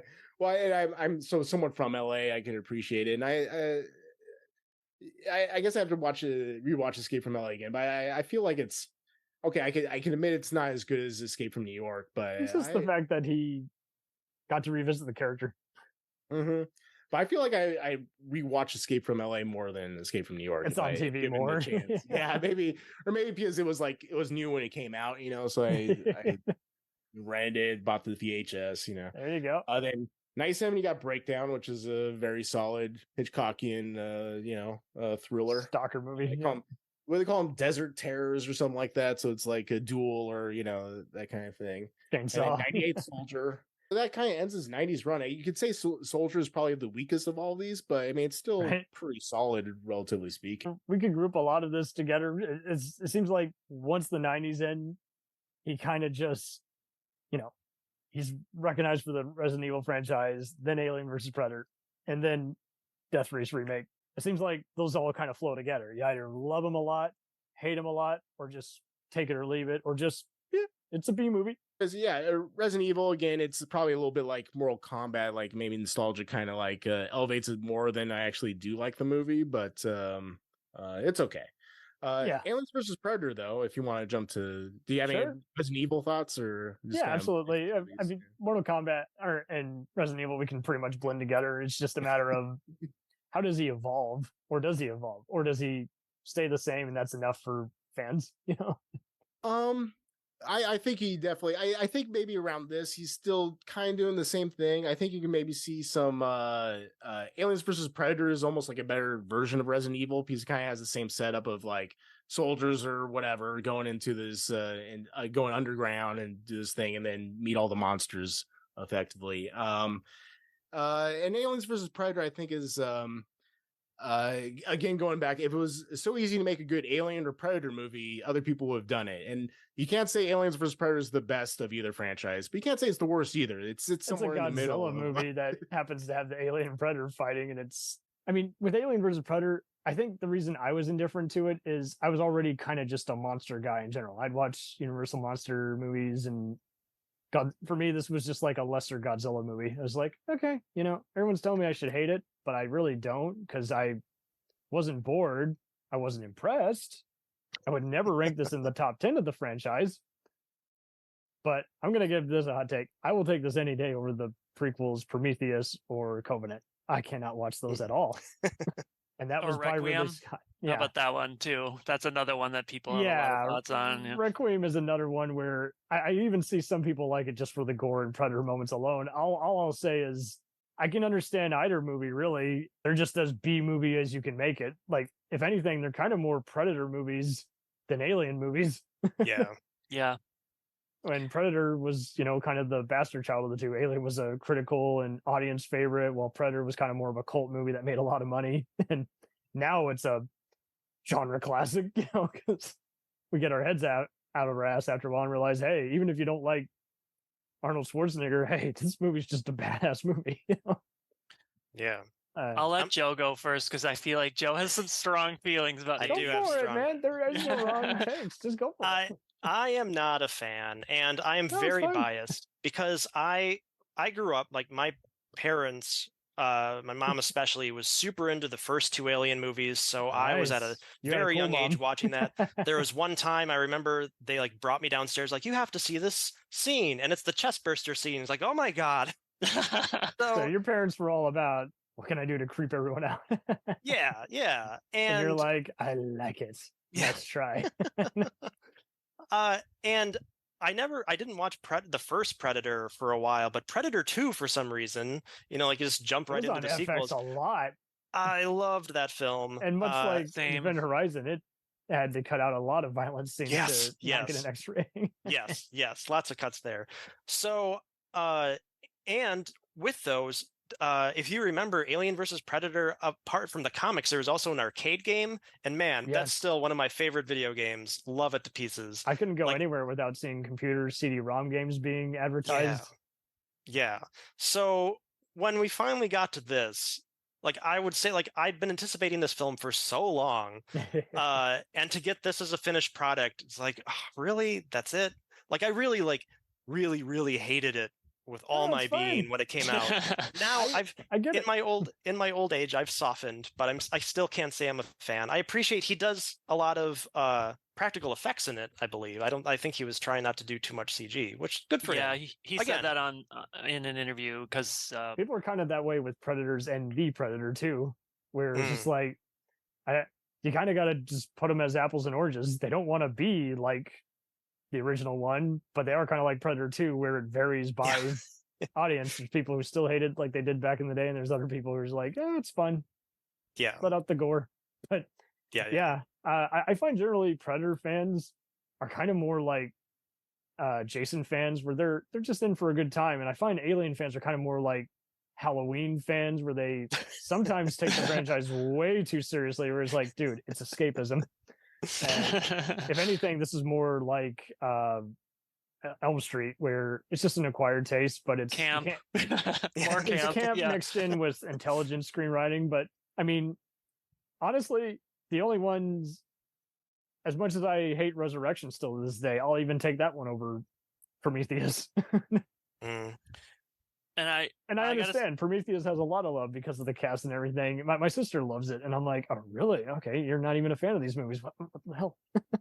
Well, Prometheus has that whole, I feel like before that was even really a conversation now, when the people call that almost kind of elevated horror type thing. It's trying to be serious and be very back to the original feel of the first one. I guess I just hated the Lost type ending where they're like, "Oh, everybody dies." Oh, right. Oh. It Or was the a fact Lost that writer, and then he doesn't even know how to explain it. He's like, "It just ends," and then really Scott's like, "I don't like anyone who doesn't like my movies far off." I'm like, "Okay, Yeah. fuck you for wasting my time." Yeah. I think the thing that pissed me off the most about that is the fact that Charlize Theron, who I loved in that film, like literally couldn't roll out of the way from that falling statue and got smashed. I remember being so pissed. It was like the feeling I had when Yeah. Sarah Michelle Gellar and I Know What You Did Last Summer died. I'm like, fuck you. You are right there. You can get out of the way. You can live. You'll be fine. Yeah. But nope. Had to Or- stop and look around. Yeah, I'm that way with today's sci-fi movies. Half the time they'll just have this info dump, and I'm like, yes, that was apparent in the last 20 minutes. Yeah. Now you're just killing time until, oh, we got notes from this just in. Producer's calling in. He wants an explosion. We got to wrap it up, guys. Experiment gone wrong on 1, 2, 3. You know? I want to give a big shout out because I don't think she gets enough credit, but I love, so going back to AVP, Sana Latham, I believe is how you say her name, the final girl in the I film. was always indifferent to her. I had known her as Blade's mom and a bunch of other true, chick yeah. flicks. Love I and was Basketball, yeah. I prefer the Ripley. They're both okay. So both the main chicks in this are obviously Ripley clones. I prefer Raiko Iosworth since I'm a fan of hers from Mr. Brooks and 24. Even though there wasn't anything to her character, but she brought it. She's intense. And this one, I was just like, really? She's going to try and say the only F-bomb she can in a PG-13 movie, really? The only driving force for me is really Lance Henriksen playing the creator of, or whose influence inspired the Bishop android. Bishop, yeah. Yeah, yeah. Well, I just am really. Oh, and the Colin Salmon guy. Also known as the laser cutted victim in Resident Evil. Oh, that's right. Yeah, Him's yeah, that's assistant right. in the I remember I saw this with my uncle one time, because he loves junky movies too, and he's like, "Hey, food for thought or just entertainment. Just go in with lowbrow expectations." But he and I were always Colin Salmon fans, so when we finally saw his star rise, when we see him on various British spy shows and Arrow, we're like, "Yeah, but he'll always be that James Bond, Paul W.S. Anderson actor to us." Well, I gotta again give props to Paul W.S. Anderson just because he did say, like, yes, it is a camp, balls to the wall film, right? Mhm. AVP, but he did say, like, he was trying to mirror the James Cameron, Ridley Scott type Right. feel for the films, and he did say, like, Joe, you were asking about practical effects, he said, like, because the CG was so horribly received for Resurrection, he knew going in, like, he didn't want to replicate He didn't that want to be the CGI guy because this was back when everyone was still iffy. No one knew how to do what Spielberg did with Jurassic Park. Yeah, yeah. Well, I appreciate too, he has a commentary about how he said, like, practical effects usually just look pretty good for the most part and don't Mhm. age too horribly, whereas like CG is always going to seem outdated because something newer comes along and just makes everything inevitably just look shitty in the past, just because you're like, oh, there's new technology now, this Yeah. looks horrible. No, it's so true. I will see people tease about the CGI in Mortal Kombat, and I'm like, whoa. You cannot base 90s CGI with today's CGI. Yeah. There's such a difference. And I mean, I go to the Babylon 5 argument. That show had computer game type graphics, but it didn't matter. It was people wanted a cool space opera and they got it. Years before The Expanse, it's like everyone just wants to have their cake, but they don't even want to eat it. They just want to just bitch at it. Oh, that looks Rip it to awful. Oh, who shreds. made that cake? Yeah, totally. They rip it to shreds, let it melt in the sun. Who's going to eat that cake? Oh, well, I've waited too long. I'm not going to even eat it. I'm like, well, you're just a douche. Well, Really don't.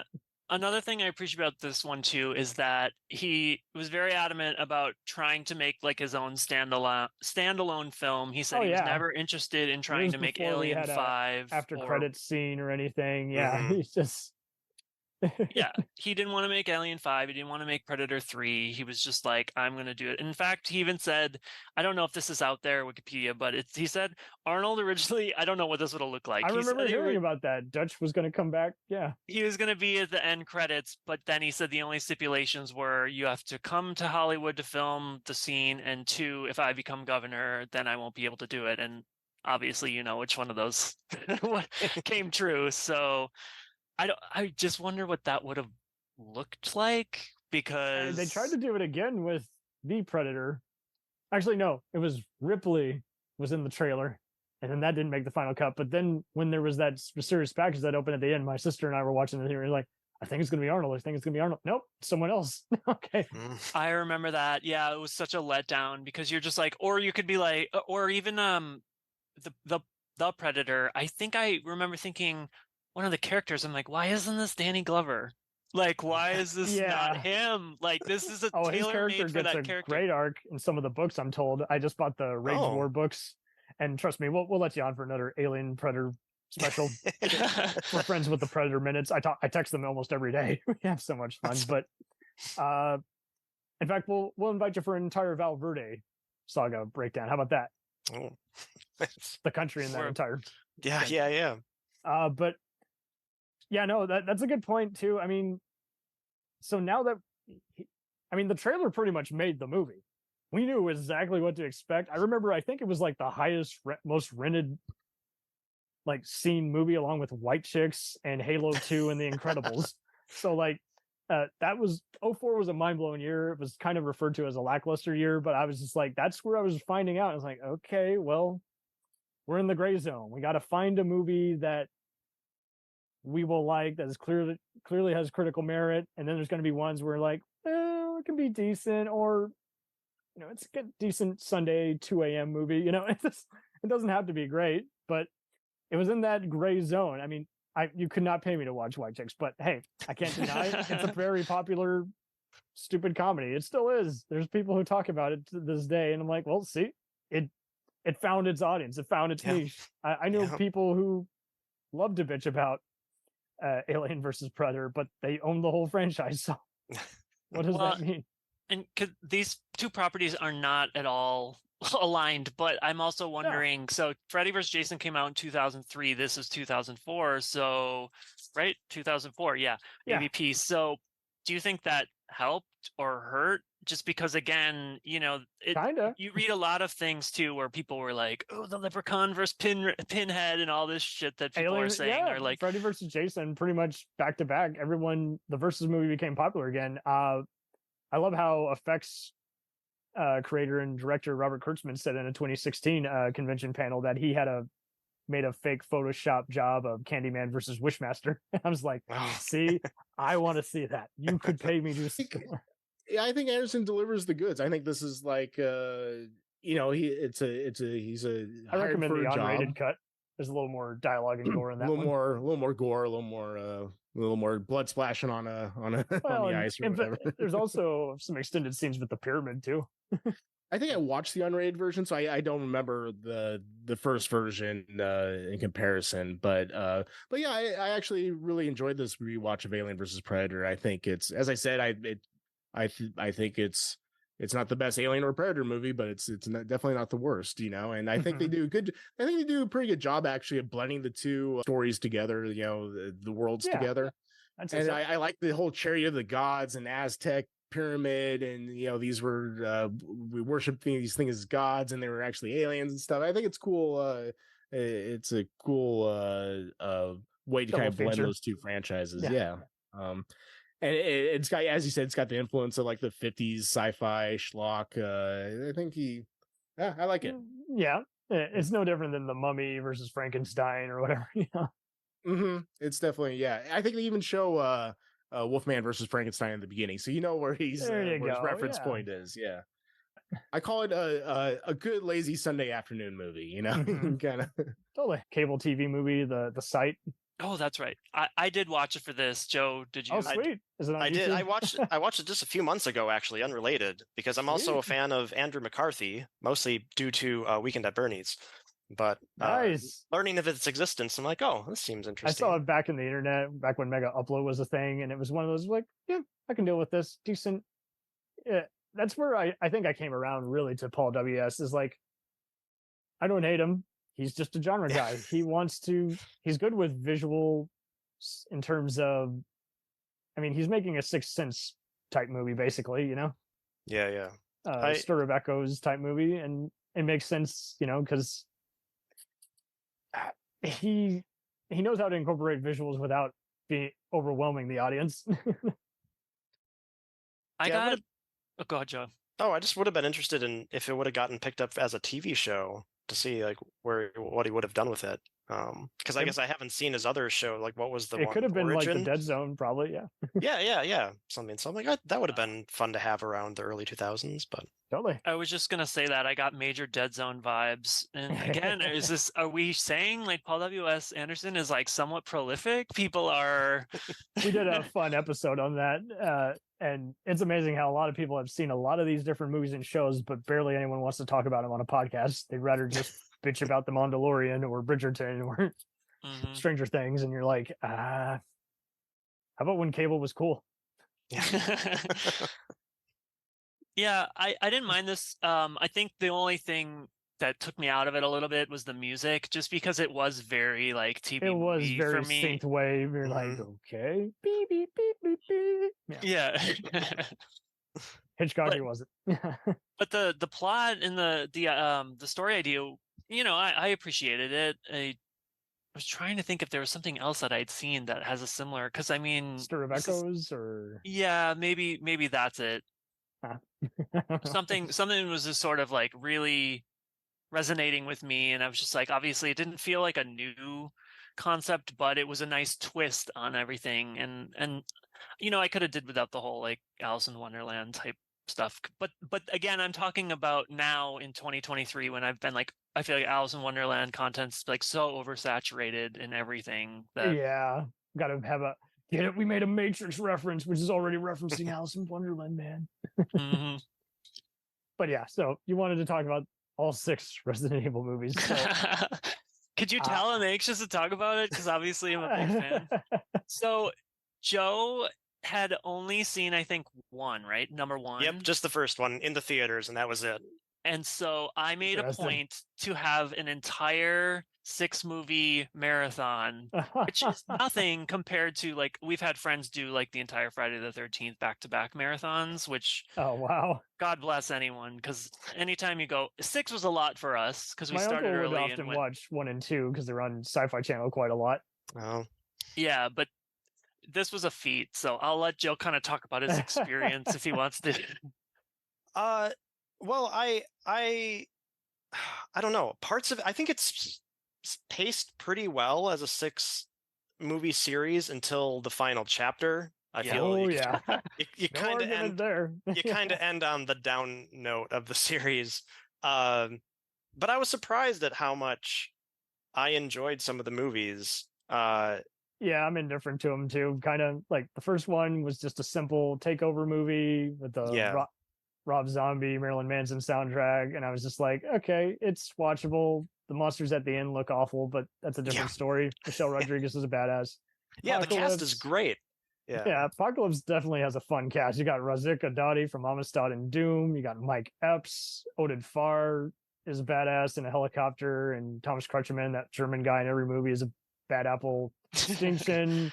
Couldn't get into that one. That's where I was like, Russell Mulcahy, you have outdone Highlander 2 as the worst movie you've done. This is a Mad Max clone. She's fighting dwarves and other people. It's just, I'm not digging it, but it has an audience too. And then Afterlife, couldn't get through. I saw that online, but I did see Retribution in theaters, and I kind of just, even though it offered 3D, I was just kind of like, just enjoy the soundtrack and the fact that they're bringing back some of these guys, and just kind of just having fun seeing her kill clones. And then, the final chapter, I was just like, ooh, just, it doesn't matter that this is formulaic now. It just, everything from the music scoring to the editing to the camera work is just giving me a headache in a bad way. I'm just, I barely got for that one. And even the story is contradicting the earlier chapters. It's like, Anderson, you've been around for all of these. You should know. Like, what? Yeah. Why do things suddenly not make sense? It was such a letdown. And again, as a fan, not only did I talk about earlier, like having to deal with the fan blowback after every movie, but then also like, one of the things you come to sort of accept with each movie is the continuity of like, where did those characters go? What happened to them? Like I guess if Jango Fett fought all his clones and then, oh, by the way, the Republic doesn't exist. Wait, what?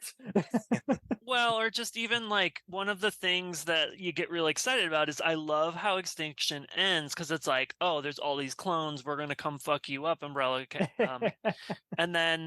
And then 4 starts, and you get a little bit of the action, but then it's essentially just like they're all dead now. We just blew them all up in a bomb, and in one building, they're all dead. There's no They're more all clones. dead. How It's just like.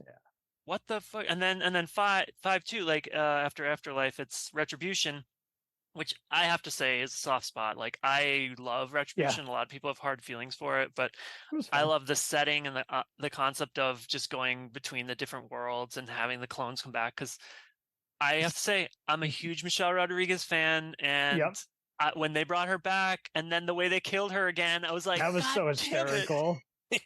Oh man, like just broke her neck like instantly. I was just like, come on. It introduced me to Tom and Andy, the soundtrack composers. Oh, cool. But go ahead, Joe. Oh, just what else have they done? Oh, everything. Mothman Prophecies, Killing Zoe. Oh, cool. I'm looking at it now. The Strangers, P2, Hills Have Eyes. Oh, well, they did Rules of Attraction. I love Rules of Attraction, so that's... Oh, that's right. That was good. 47 Meters Down. Oh, that's a great score. Oh, yeah. Yeah, that's a solid filmography they have. Like just even going from 4 to 5 was just a bummer because they set it up as like this big epic battle on the space on top on the top of the battleship, and then all of a sudden all we get is like battleship, an intro. Yes, a slow-mo in reverse like intro of everyone going overboard, and that's I was the end. bummed that they brought Colin Salmon back and he dies again. In the same scene. I'm like, why do you even bring him back? But and the whole Jill Valentine like Sienna Guillory type plot that you're like, wait, so now she has long blonde hair and she's got this. Her storyline didn't make any sense. But and then she like disappeared again after this movie. It's like, oh, she just blew up we blew her up at the White House. It's like again another one. Farr seemed to be having fun though. Because he got to both play an evil and a good guy version of his character, and each time he died. Yeah, I think that was just the most frustrating thing about this franchise is like he always set up like these great possibilities of these like great scenes that you want to see play out, and then they just like literally gloss over it. Like that was my biggest problem. Well, amongst some money with final chapter is it's supposed to be this huge epic battle at the White House with all these monsters, and then it's literally like, oh, we just dropped a bomb and it exploded. But Alice survived, even though she's human now and not, or she has her powers. But I don't know. She wasn't human? What? No, yeah, I know. It was so out there. I know I was seeing this with a college pal who I'm no longer friends with because he just was so fucking weird after a while. But fun study buddy. But I remember he would just get the hots for any beautiful woman on screen. It's like, dude, chill. What is that? And he sees the Asian gal, Lee Bing Bing, the Chinese actress. Oh. He's like, oh my God, that's the chick from Forbidden Kingdom with Jackie Chan, Jet Li. I'm like, cool. And he's like, oh my God, she's gorgeous. I'm like, cool. Keep watching the movie. She's done a lot of stuff since then, like the Meg and Transformers 4, but I was just like, interesting. I was already familiar with her Hong Kong work. I was like, well, at least she got to do some gunplay. Yeah. Did she play Ada Wong? Is that who that was? Yes. Yeah. In the contact in the car chase scene. I haven't even seen that movie in years. I still know it like it was yesterday. Memories, man. And it's funny how you get just bizarre memories just watching the dumbest of the dumb. Well, and considering that you're mentioning beautiful ladies, we didn't really talk about. Joe said, "Oh, Mila, one of your earliest crushes." I guess if you're looking for beautiful ladies, how she loads that shotgun? Is that it? Her voice. Well, just all the very far jumps that she makes all the time, and shooting things, and I don't know. But no, like Fifth Element. That I hold that up as my biggest movie crush I've ever had. So I have a soft spot for Mia. With these, and at Three Musketeers, I thought that was an absolute blast too, and it was very nice to see her brought into that. So nice. being evil, and I haven't seen her. She was the villain in the newest Hellboy, like the David Harbour Hellboy, right? I actually liked her in that. Yeah, so I've been meaning to see never that. I saw just it. keep forgetting about it since it's kind of came and went so quick. I think the thing is, what's so wild is everyone was just talking about behind the scenes stuff, like they were never going to accept it. But I honestly, when I went and saw it in theaters, I could not tell the difference. Like, I thought it was still Ron Perlman. Oh, I thought Harbour did a good job, but people had some issues with the CGI. I only thought it got weak towards the end, but I knew instantly I was watching an 80s movie when they open up with a fight scene of him wrestling, and it's set to a Spanish version of the Scorpions Rocky Like a Hurricane. So I'm like, okay, it's by the Millennium Film guys. Okay, Neil Marshall had some scenes over edited, so he disowned it. Mike Mignola gave approval for both versions, so I was like, what is the problem? I mean, I went in and I got essentially what I expected, a Gremlins Wishmaster type movie. So I'm just like, okay, whatever. Yeah, it's all expectations or lack thereof. I guess, man. I love what you love, hate what you hate. Yeah, doesn't matter. So did you ever expect in between monster/zombie movies?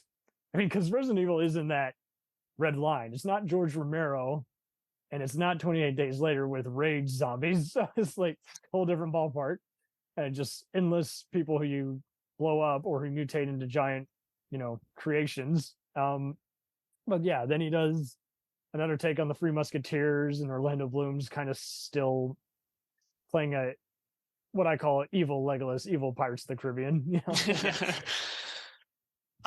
And I am a sucker for airships in movies, since it doesn't happen very often, talking about steampunk. Yeah, and some people call it clunk punk because there's other vehicles. I thought it was just steampunk, so but yeah, like this cast is insane too, because like the villains, because you have Mads Mikkelsen and Christoph Waltz showing up here too. It's like, man, everyone's in this. I don't know. Temple. Yeah. Oh yeah. I don't know if it reaches the heights of the 90s Disney version with what Kiefer Sutherland and Tim Curry and Charlie Chris Sheen. O'Donnell. Yeah, I prefer that version, but but I mean, like, to be fair, fun. it's not trying to be like that, or even the 90s Robin Hood, or even Count of Monte Cristo. Don't get me wrong. Sure. I think that's a fun movie in its own thing, but it's more of a slow burn revenge movie. It's not. It's more of a drama adventure, I find, than an actual straight up action movie. But I mean, I've seen boring, I've seen worse. I think everyone just hated it because I guess it wasn't following any formula really, and I wouldn't be surprised if they were going to hate it in day one. They say, "Oh, it's a Resident Evil guy. Fuck him." I'm like, okay. I feel like he comes with some baggage, and with it being a 3D film, which probably by that point they're like, "Oh, these 3D B movies, whatever." And Matthew McFadden, I see getting so much hate all the time. You might know him from shows like Spooks, which we know in the States as MI5 and Secession. But anytime he's in a movie, I see people call him the British Keanu Reeves, and I'm like, I don't see anything wrong with him. Obviously, he's not killing it, but he's not the worst. He's just a day player who's got a Shakespeare background. Tarantino named it as his top 11. Movies of 2011. So go figure. I thought that it probably brought in an audience that it wouldn't have had otherwise. I'm surprised he hasn't put Milla in one of his crazy movies. Yeah, well, he's still got one amazing. left. Yeah, come on. I gotta say, I was surprised when this came out. I remember hearing about it, and then I told Joe, I DVR'd it on TV a long time ago. Yeah, it's on ABC Family a lot. I was just like, oh, this is going to be something more current than it was. I didn't realize it was between Resident Evil films that Three Musketeers came out. But again, going back to Mila Jovovich, I'm sorry. I'm getting technical now. Oh, good. No, I just have to say, I think some of her best work is when you can tell she's having fun. And I think, this movie is one of those, perfect examples of, clearly she's having the time of her life, because she's not when she's not having to carry a movie, you know what I mean? She's just a minor character, and she can just go balls to the wall and still do some action. I'm raising your kids, Paul. Yeah. I don't know. I thought it was fun to it too, but yeah, it's just there are so much worse movies out there. I mean, this knew what it was. and it didn't. I mean, if it's too dumb for you guys, then just say that as opposed to worst movie ever. Yeah, it's like how many? You need to see more movies if you think this is the worst movie ever. Yeah. Well, and like the locations they shot at, I thought were like gorgeous, and oh yeah, the set designs and the like that giant chess piece that they have in like that one room that they're talking, or even just the costuming. It's just like, I think what I wrote down for this is he was saying he compares basically period films to sci-fi films because there's so much preparation that goes into both, and when you're creating a world, or world especially building, one you'll only see for a few minutes, Yeah, exactly. Yeah. So I don't know. I didn't mind it. Yeah. We almost skipped over Death Race. What was your take on that one when that came out? I have very little opinion. I feel like I'm not a fan of this. Like I've just recently watched this one. I kind of like, just from the trailers, and like I like the original Death Race 2000. So it's like I don't need to see this. But I don't know. I find his action pretty fun in most of his movies, but Death Race, like, I don't know, like for being what it is, like death races, like I thought like this was more muted in action than his usual films. Yeah. I mean, I love myself some Ian McShane. I'm a Deadwood fan, so it's fun to see him. I think, yeah.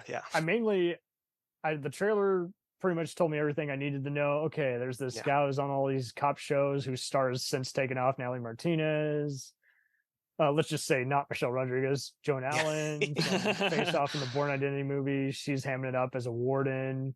Obviously, it's a lowbrow movie. It makes a cameo. I totally forgot that Robin Shou from Mortal Kombat returned here, so there was some throwback. Oh, that's right. I didn't remember Jason Clarke or Jacob Vargas in it, and I did forget about Ian McShane. He was like basically the mentor, but I mainly remembered Tyrese Gibson. I was like, I like you better in this and the John Singleton movies than in either Transformers or Fast and Furious, because you're just being Tyrese. And Statham I'm still indifferent on. I like him in some movies, like even dare I say Ghost of Mars, Homefront, and the original Transporter and War, and then other movies I'm like, yeah, tone it back, dude, you're just as ego-headed as Vin Diesel. So for this, I was just like, I have more connections to this than I even realized. Like, I have met family friends who would watch this every time it was on like USA or TBS.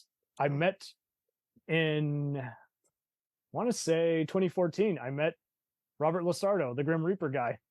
Oh, fun. At a convention, and we talked for 3 hours. He was the loveliest man.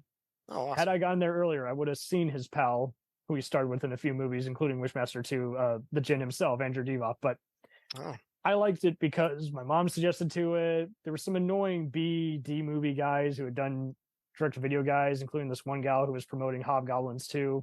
I didn't want to talk to any of them because they were basically annoying, because like you couldn't go to their table without them demanding you buy their $40 movie. I'm like, I'm not buying this piece of shit for $30-$40. And I'm sorry, I just want to talk. I'll let you know if I want to sign a signature. But yeah, he was awesome. And then finally I was like, yeah, I know you say you don't want me to pay you. I'm going to pay you, because I'm going to buy some of your merchandise.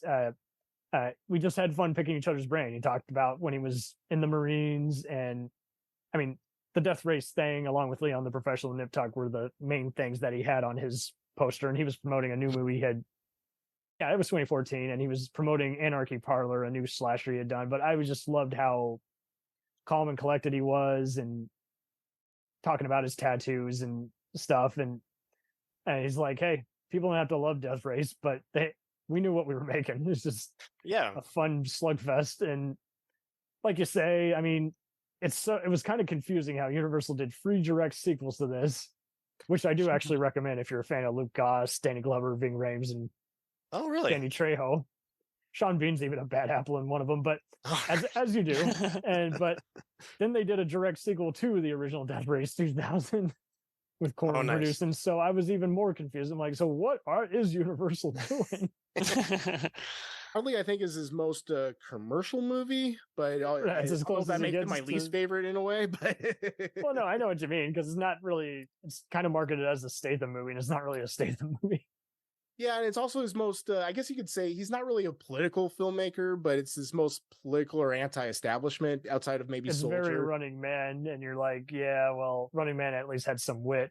Kind of, this isn't Starship Troopers where we're making fun of. And it's also the whole remake thing. I mean, Death Race 2000 is just so good, and yeah, with all the satire and stuff. And this doesn't really have that. It just kind of strips it down into. It effectively becomes like. Almost like the games that Running Man's making fun of, or Total Recall or RoboCop we making fun of, but without pretense, So it's just like it's that. Here, it's junk food. Yeah, there's no satire to it. But I think it's relatively not a high budget movie, but the practical car stunt work and racing I think is pretty cool and well done. Better than some of the Fast and Furious movies. This isn't one of those where I was like, hey, man, we've done well in the Fast and Furious flick. Right. Also because it's got Statham and what's his name? Ian Tyrese, McShane right? and Joan Allen and Tyrese. Yeah. Yeah, Tyrese is in it. So it's got that vibe, and they do the whole subterfuge. It's not a heist thing, but then the one female driver wears his Frankenstein helmet to fool them so they can make their escape. So it's got kind of like a Fast and Furious vibe to it. So it couldn't help it. I kind of think that, yeah. I just kind of wish, because especially some of his Anderson's other movies are more comic booky. Even if you go to Aliens vs Predator, and this is just so. They go for the gritty, more of the handheld thing, and like the very bleached, color grading and stuff. So I wonder if he made it more pulpy like some of his other movies, if I would enjoy it more. So that's true. That's a good point. I have to admit, this is one of the ones I didn't get to in time. I really wanted to watch it. But I feel like I've seen clips. Like you said, I get the gist from the trailer, and I feel like I've seen clips as yes. Did I say yes? Sorry, I think. Oh, it's a great movie. I get the gist of the film, and just seeing the trailer, like I don't know, this is one I guess I was like, I know exactly what this movie is. I feel like I don't need to watch the whole thing. That's fine. But I do want to, now that you're talking it up, I feel like I'm more intrigued. Don't pay by for it. Just wait for TV. Just lazy day if it's on Tubi. Well, that was the thing. I couldn't believe, like, I have like all the premium channels, Hulu, all the streaming services, and this isn't streaming for free on any of them. It's totally rent only for like $2.99. Oh. So Who knows, man? Who knows? I mean, everything goes in waves. I kind of notice. I see stuff trending that I'm like, how have you not seen that movie? So I'll just probably wait to see this one. However, you piqued my interest with the return of Liu Kang. I haven't seen. Don't expect much, but like Joe was saying, Ian McShane really is having a lot of fun, even though he's underutilized. It's just this was back. I mean, hell, he's in the new Hellboy, and I actually thought he actually nailed it instead of phoning it in like he did in some other movies, like Pirates 4. So I was, even though I like him in that, So we were hinting at Pompeii earlier. I rented this from Redbox back in the day. I'll let you guys go first. This kind of gets into his period film adventure film duology. Pompeii. I love Pompeii. I think too. I think Retribution, I think, is his masterpiece, but I think Pompeii is my second favorite Paul W.S. Anderson movie. From a cinematography standpoint, I think he shows that he can actually do some solid outdoor shots along with this in parts of Mortal Kombat where they were like in Thailand on an island. It's like, this looks like this belongs here. His cinematography, I think he works with the same. I don't have it in front of me. He works with the same cinematographer a lot. I think that's good. And there's some good lighting in it in this one. There's again, the action sequences are awesome. I describe it as what I write down here. It's Gladiator meets Titanic with lava. So that's what was so weird. Is like they kind of abandoned the arena after a while, and the romance and disaster was like only like the last 5 minutes. So I was like, so was that just how they marketed it so that they could get funding, or? Oh, so it's definitely like it's a gladiator movie for the first part with like you have some things, but I guess that's how they do like the disaster movies too. Like so it's something like The Black Robe or any other kind of just right, and then you just throw a disaster movie in the middle of it, and it's like, and then he's Richard Flesher. He has to get those effect shots. Yeah, again, like the pulpy CGI, all the sequence of all the lava flowing all over the city and stuff is just like it's hilarious.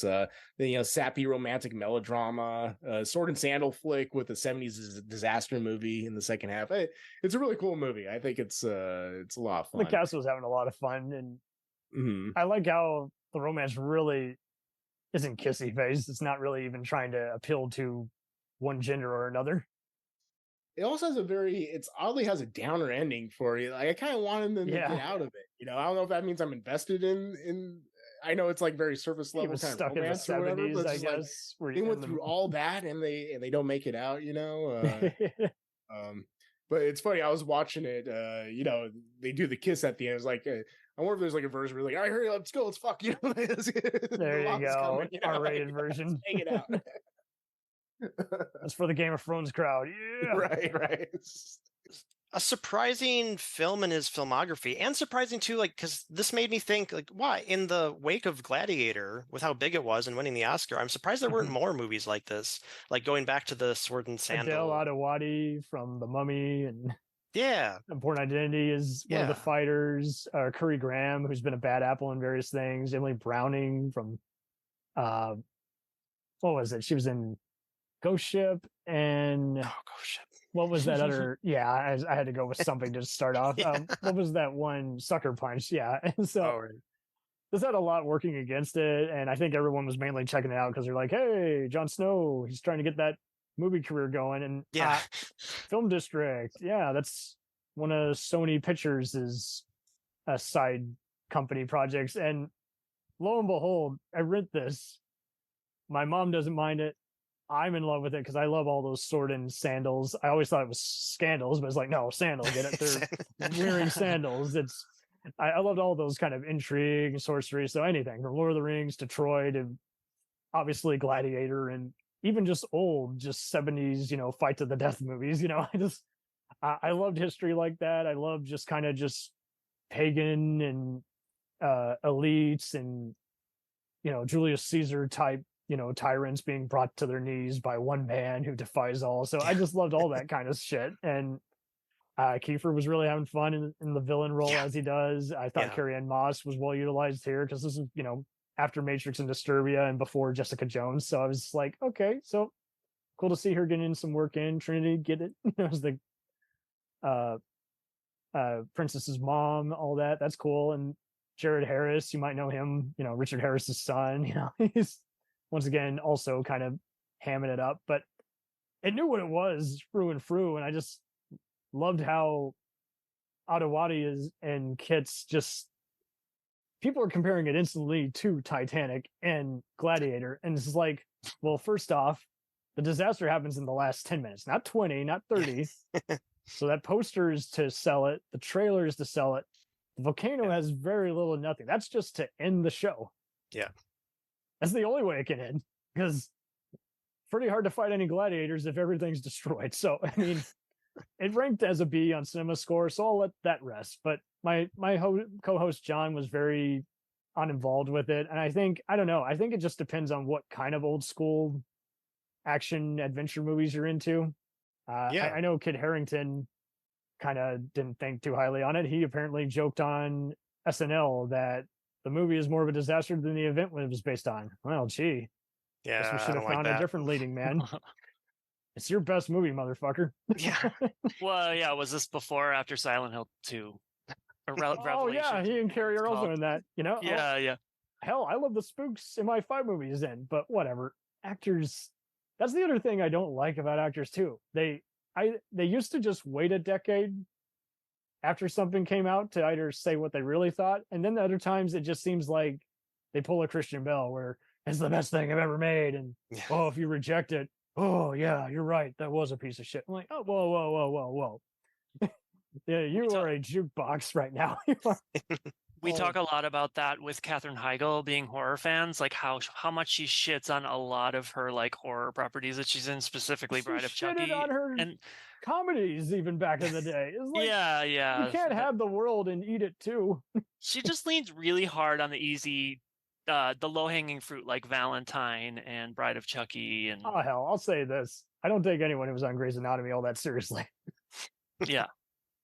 You do soap operas for a living. Go back. Go away. Yeah. I think your head's a little big. Exactly. Yeah, this movie gets the job done. I mean, but what really infuriated me more than anything was the Razzies decided to not only nominate Kiefer as worst supporting actor for this movie, and then nominate Charlize Theron for 1 Million Ways to Die in the West, the Seth Rogen, not Rogen, MacFarlane comedy. And I was just like, didn't even give a reason. And I was like, so this is when Razzies, I was just getting disgruntled with audiences and everything. It's like, hey, it doesn't have to be by Christopher Nolan or Jordan Peele for me to like it. Truth be told, I don't even like half their plot twists, and it can also be experimental critic proof, like a Cronenberg or David Lynch movie. It's just, everyone's going to see a Paul Verhoeven movie, regardless of whether anyone gets the joke or not. Yeah. So it's just like, I mean, if you see Verhoeven, for instance, new movie Benedetta, which is about a possessed nun. I saw people complaining it's not scary enough. It's like it's meant to be ridiculous. But then I saw someone say a return to Verhoeven's trashy cinema that you love. I'm like, he was never meant to be trashy. So thanks, guys. Wasn't it the screenwriter making it trashy, not him? I mean, I guess he's directing it, but it wasn't even a Joe Esterhaus script. It was like a very personal movie on his thoughts on religion. Yeah, I know there was some people are saying like, oh, it's not trashy enough. Like they just thought it was going to be a period piece showgirls. What does that mean? If it's trashy and as it is, why not just take it for what it is? Yeah. But it's not trashy. I'm telling you that as a fan. If you love Cronenberg's even recent movie, Crimes of the Future, where I heard reports of people walking out barfing as if they had never seen a Cronenberg movie. So what did you think this was? I think everyone's just getting too cynical for their own good. Hype too, I'm sure, with just like guess. all these people passing out and throwing up in the movie theater. Go see it. Maybe there you go. Yeah, it's the Paranormal Activity trend. Maybe it's the guys who pretend to like everything on the top 250 on IMDb. Yeah, The Godfather and Dark Knight is the best movie ever. I've never seen it. Fuck you, you suck up. His most recent movie was 2020's Monster Hunter, also based on a video game, also by Capcom, also starring Mila Jovovich. Yeah. Did either of you bother with this? But there's a lot I like about Monster Hunter. I think Tony Jaa and her work pretty well together. I wish I could see more. It was definitely one of those movies where you could tell it's like, oh, I wish we got a couple more of these. But I don't think it did too well, so I don't think it's going to pay off. But some of the visuals, I think they probably took a lot of it from the video game. I assume. I thought some of the monster designs were cool. Yeah, I didn't play it. I know video game people were upset he was making it, or upset how it changed the storyline again and whatever, but who gives a shit, I didn't mind it. I saw this a while ago. I mean, again, I went into this I know nothing of the game property. I've never played the game. Like I just went into it thinking like this is going to be a big dumb Godzilla meets aliens. That's all it's going to be. Just a monster shoot the shit movie. And I don't know, like I was shocked. I remember being shocked at the beginning because pretty much her whole entire team dies, right? I thought it was going to be this like complete waste to Ron Perlman, T.I., and Megan Good, and Tony Jaa. I thought it was going to be basically like referencing what you said earlier, like Stargate, essentially. Like they're transported to a new world where they're like having to battle these monsters that are otherworldly. Yeah. And then instead it was just like, oh, everyone's dead, and now she's got to befriend this like master hunter essentially and have her Kill Bill moment where she's learning how to fight. And I don't know, I really appreciated that aspect of the movie. I think that was probably my favorite part. I got a Visual Effects Society nom. Oh, that's good. I mean, did you see it, Joe? Job. I did, yeah, and I thought it was fine. I think Josh, you liked it more than I did, taken away from that. But yeah, it's another one. I don't know how much of an opinion I have. Like, I don't really follow the video games. Yeah. But I was sort of weirded out by Ron Perlman's wig, but I forgot he had a wig. Oh my yeah, God. you look really weird, Ron Perlman. You're distracting me this entire movie. So but- not the worst movie I've seen.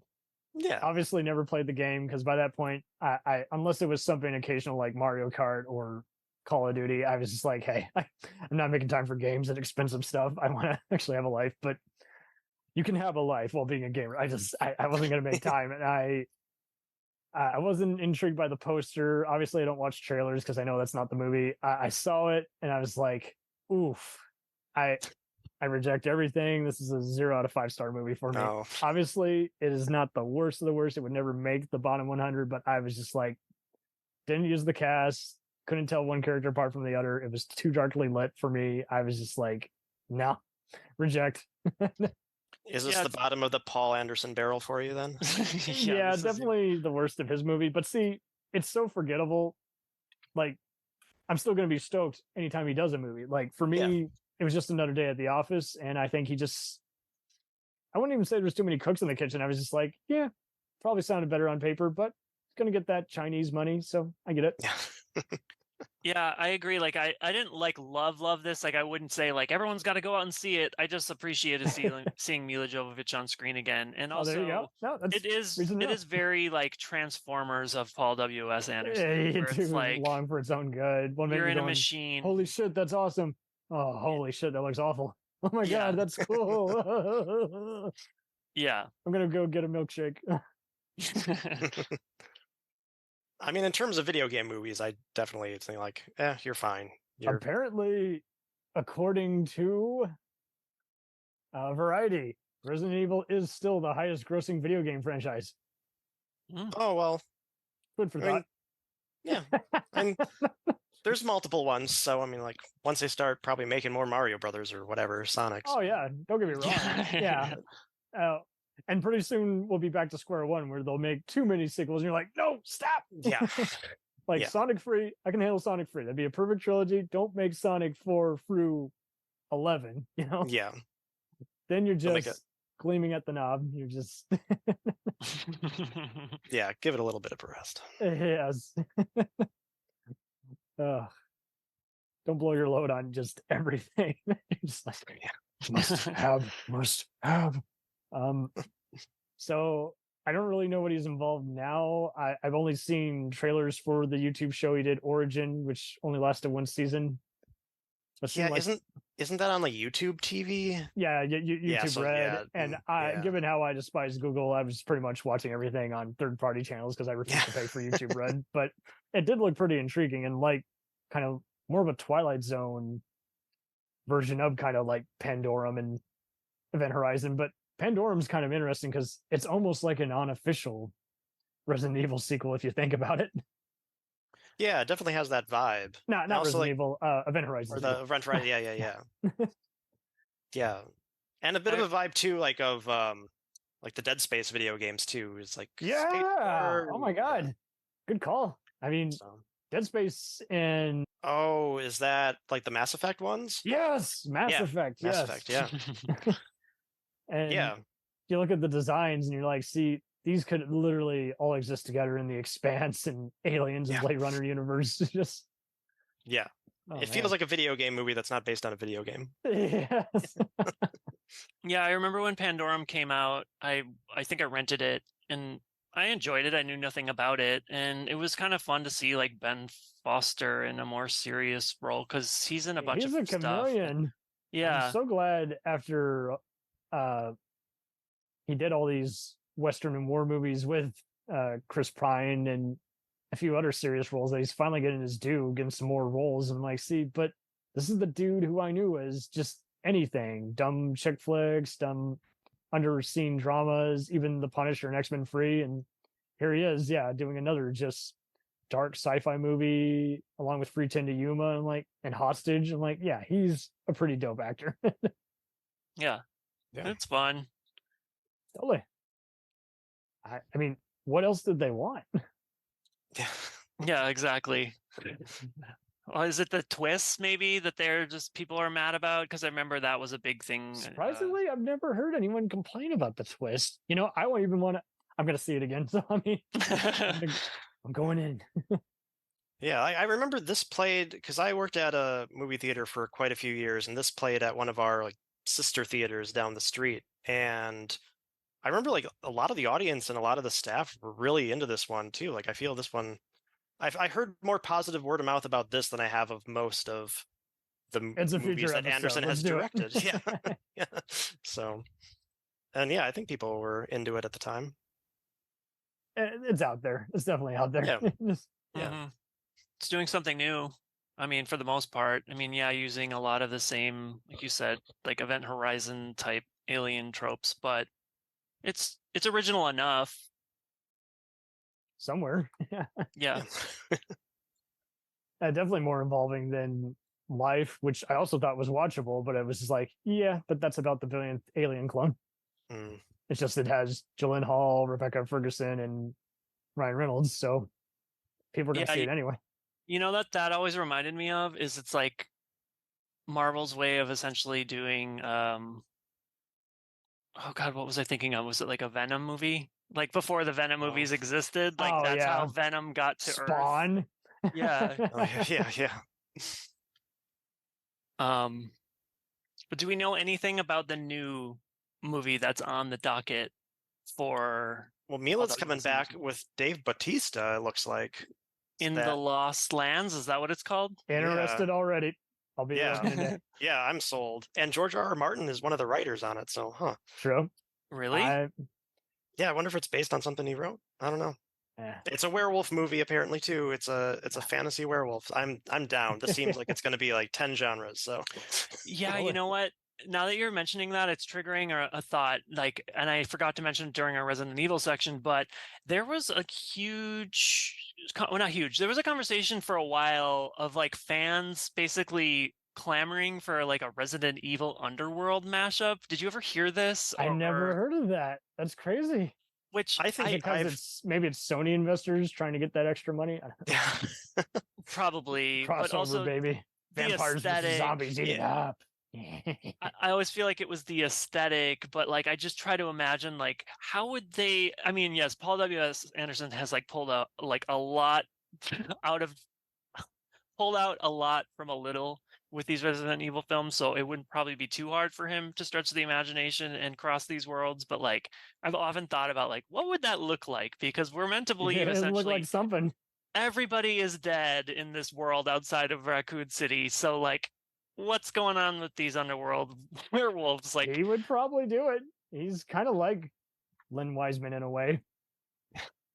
Well, and think about how amazing that would be. Kate Beckinsale versus Mila Jovovich. Like, I don't know if they'd be fighting or if they'd join forces, but maybe. I don't know. Someone will watch it. Yeah, I would. I'm there. I'm sold because I love both those actresses. That's what throws me off about it is like I think he has a lot of artistic merit, but I think he does his movies don't have a lot of plot, they don't have a lot of deep characterization or deep themes, but I don't think that's what he's going for. I think he is working with archetypes and tropes, but he's doing artistic popcorn. Yeah. I said I think he's he's a Stephen Sommers type. Remember him from Deep Rising and Mummy, he's just a little bit. I think he's a European filmmaker. I think no, obviously he's not. This is ridiculous, but he's not Paul Verhoeven or whatever. But he's he's bringing that sensibility that I think he doesn't have satire. But it would be wild. Would you see a comedy or a mystery movie he does? Yeah, I mean, here's the thing. I think arguably his best movies are ones that he doesn't have sole writing credit on, which I think is like Death Race and even Three Musketeers, so maybe have another screenwriter take a couple stabs at it might be beneficial for some of it. But I like for example, some of the Resident Evil sequels. I like how stripped down they are. It is that's where I get the Carpenter vibes too, where he's like, he's interested in working with standard movies and storylines, but he's doing it in like a very lean and mean manner. And adding visual flair to it. I like it. Yeah, definitely lean and mean. Mm-hmm. What do you got coming up on your show? Oh, What do we have coming up on our show, Josh? Well, at the video store. So our podcast is Video Dropbox, and one of the things that we often do is challenge each other in each episode to pick like a unique section of their video store, quote unquote, which is half the fun because we battle each other and just kind of say like trying to find the most obscure, weirdest like genres that we can think of. But right now we're currently recording episodes for Halloween, so we can release some of our favorite, because Joe and I we're big horror fans, so we take pretty much the whole entire month of October to host weekly podcasts. Your favorite Scream Queen, your favorite slasher. Yeah, like we could make our podcast all horror if we wanted to. We're that big fans, but like, no, let's try to like separate it a little bit and then just go crazy in October. So. Yeah, I don't know how you are, but I'm a huge physical collector still, a physical media collector. Now. Yeah, so I have a huge collection, and this is kind of one of the brain child of during the pandemic was me thinking like, what's a good way of like basically trying to watch a lot of these films that I've bought, that some are like in 4-packs and stuff that I haven't seen. Right. And so and you don't want to just watch out of boredom. You actually want to share your thoughts. You know? Exactly. Or share films that I've watched with other people. And so Joe and I have similar tastes, but also like differences enough where we've gotten down like what each of us kind of will vibe with, or hopefully like. I mean, the horror one is always a gamble because we each try to do one episode of a film that neither of us have seen, and then one we have that we really enjoy. So it could go either way with our first. It's some roulette, yeah. But yeah, we've been lucky so far. Yeah, really, we have. Stellar. I look forward to it. Keep plugging it on Insta. I'll be there. Awesome. Yeah, well, thank you. Thank you again for having us Anytime, on. man. It was a party. Are you busy on some other movies, or can you not say at this point? Want to do any plugging? The line always to say is like I got multiple projects in various stages of development. I'm writing, and I'm gonna make another movie someday. It's just hope so, man. Because I kid you not, dude. Like, I think I met it with some college film buddies of mine. We were just getting together after college, and my pal Weldon had also seen 420 Massacre, and he's like, "Wait, you saw it too?" I'm like, "Of course I did. It's a fun premise." I saw it back to back with another Bigfoot movie called Primal Rage that came out the same year. It's like, see, 2018 was a wild year for video on demand and festival movies, because it's like they were all trying their own thing. Mm-hmm. Yeah, you never know what things will. I'm glad you got to be part of the circle. Yeah, you never. Yeah, I enjoy that people keep discovering the movie. It's one of those titles that will always get the clicks. That was kind of the design of it, you know. So So I'm writing different things. It's just a matter of finding the right type of project and getting the money together. And I got the money is always a bitch. Yeah, exactly. And I would like to do something for a little bit more money, have a name in there, a little bit more action and bells and whistles. But if I've got to make something in a forest or in a house, if I got to do one of those, max out your credit card. yeah. I think that's. Yeah, I had a lot of fun, and I'm glad that I could do justice for Resident Evil. Something 1 through 6. Yeah, and like everything, give it enough time. Something way worse will always come out, and people will forget about John all Woo these and other. Spielberg have a movie they're not proud of. Yeah, it doesn't matter. Yeah. Well, glad we blew the roof off of here. Justice for Paul W. Yes. He's our favorite Paul Anderson. That's right. I said it. Suck it, Wes. Suck it, Paul. Other Thomas. All righty. I'll see you on the other side, and I'll keep updating you when this hits. Thank you. Anytime. And you're welcome back anytime. Any other topics you want to do? Let's hit it. Great. Awesome. Godspeed. Thank you.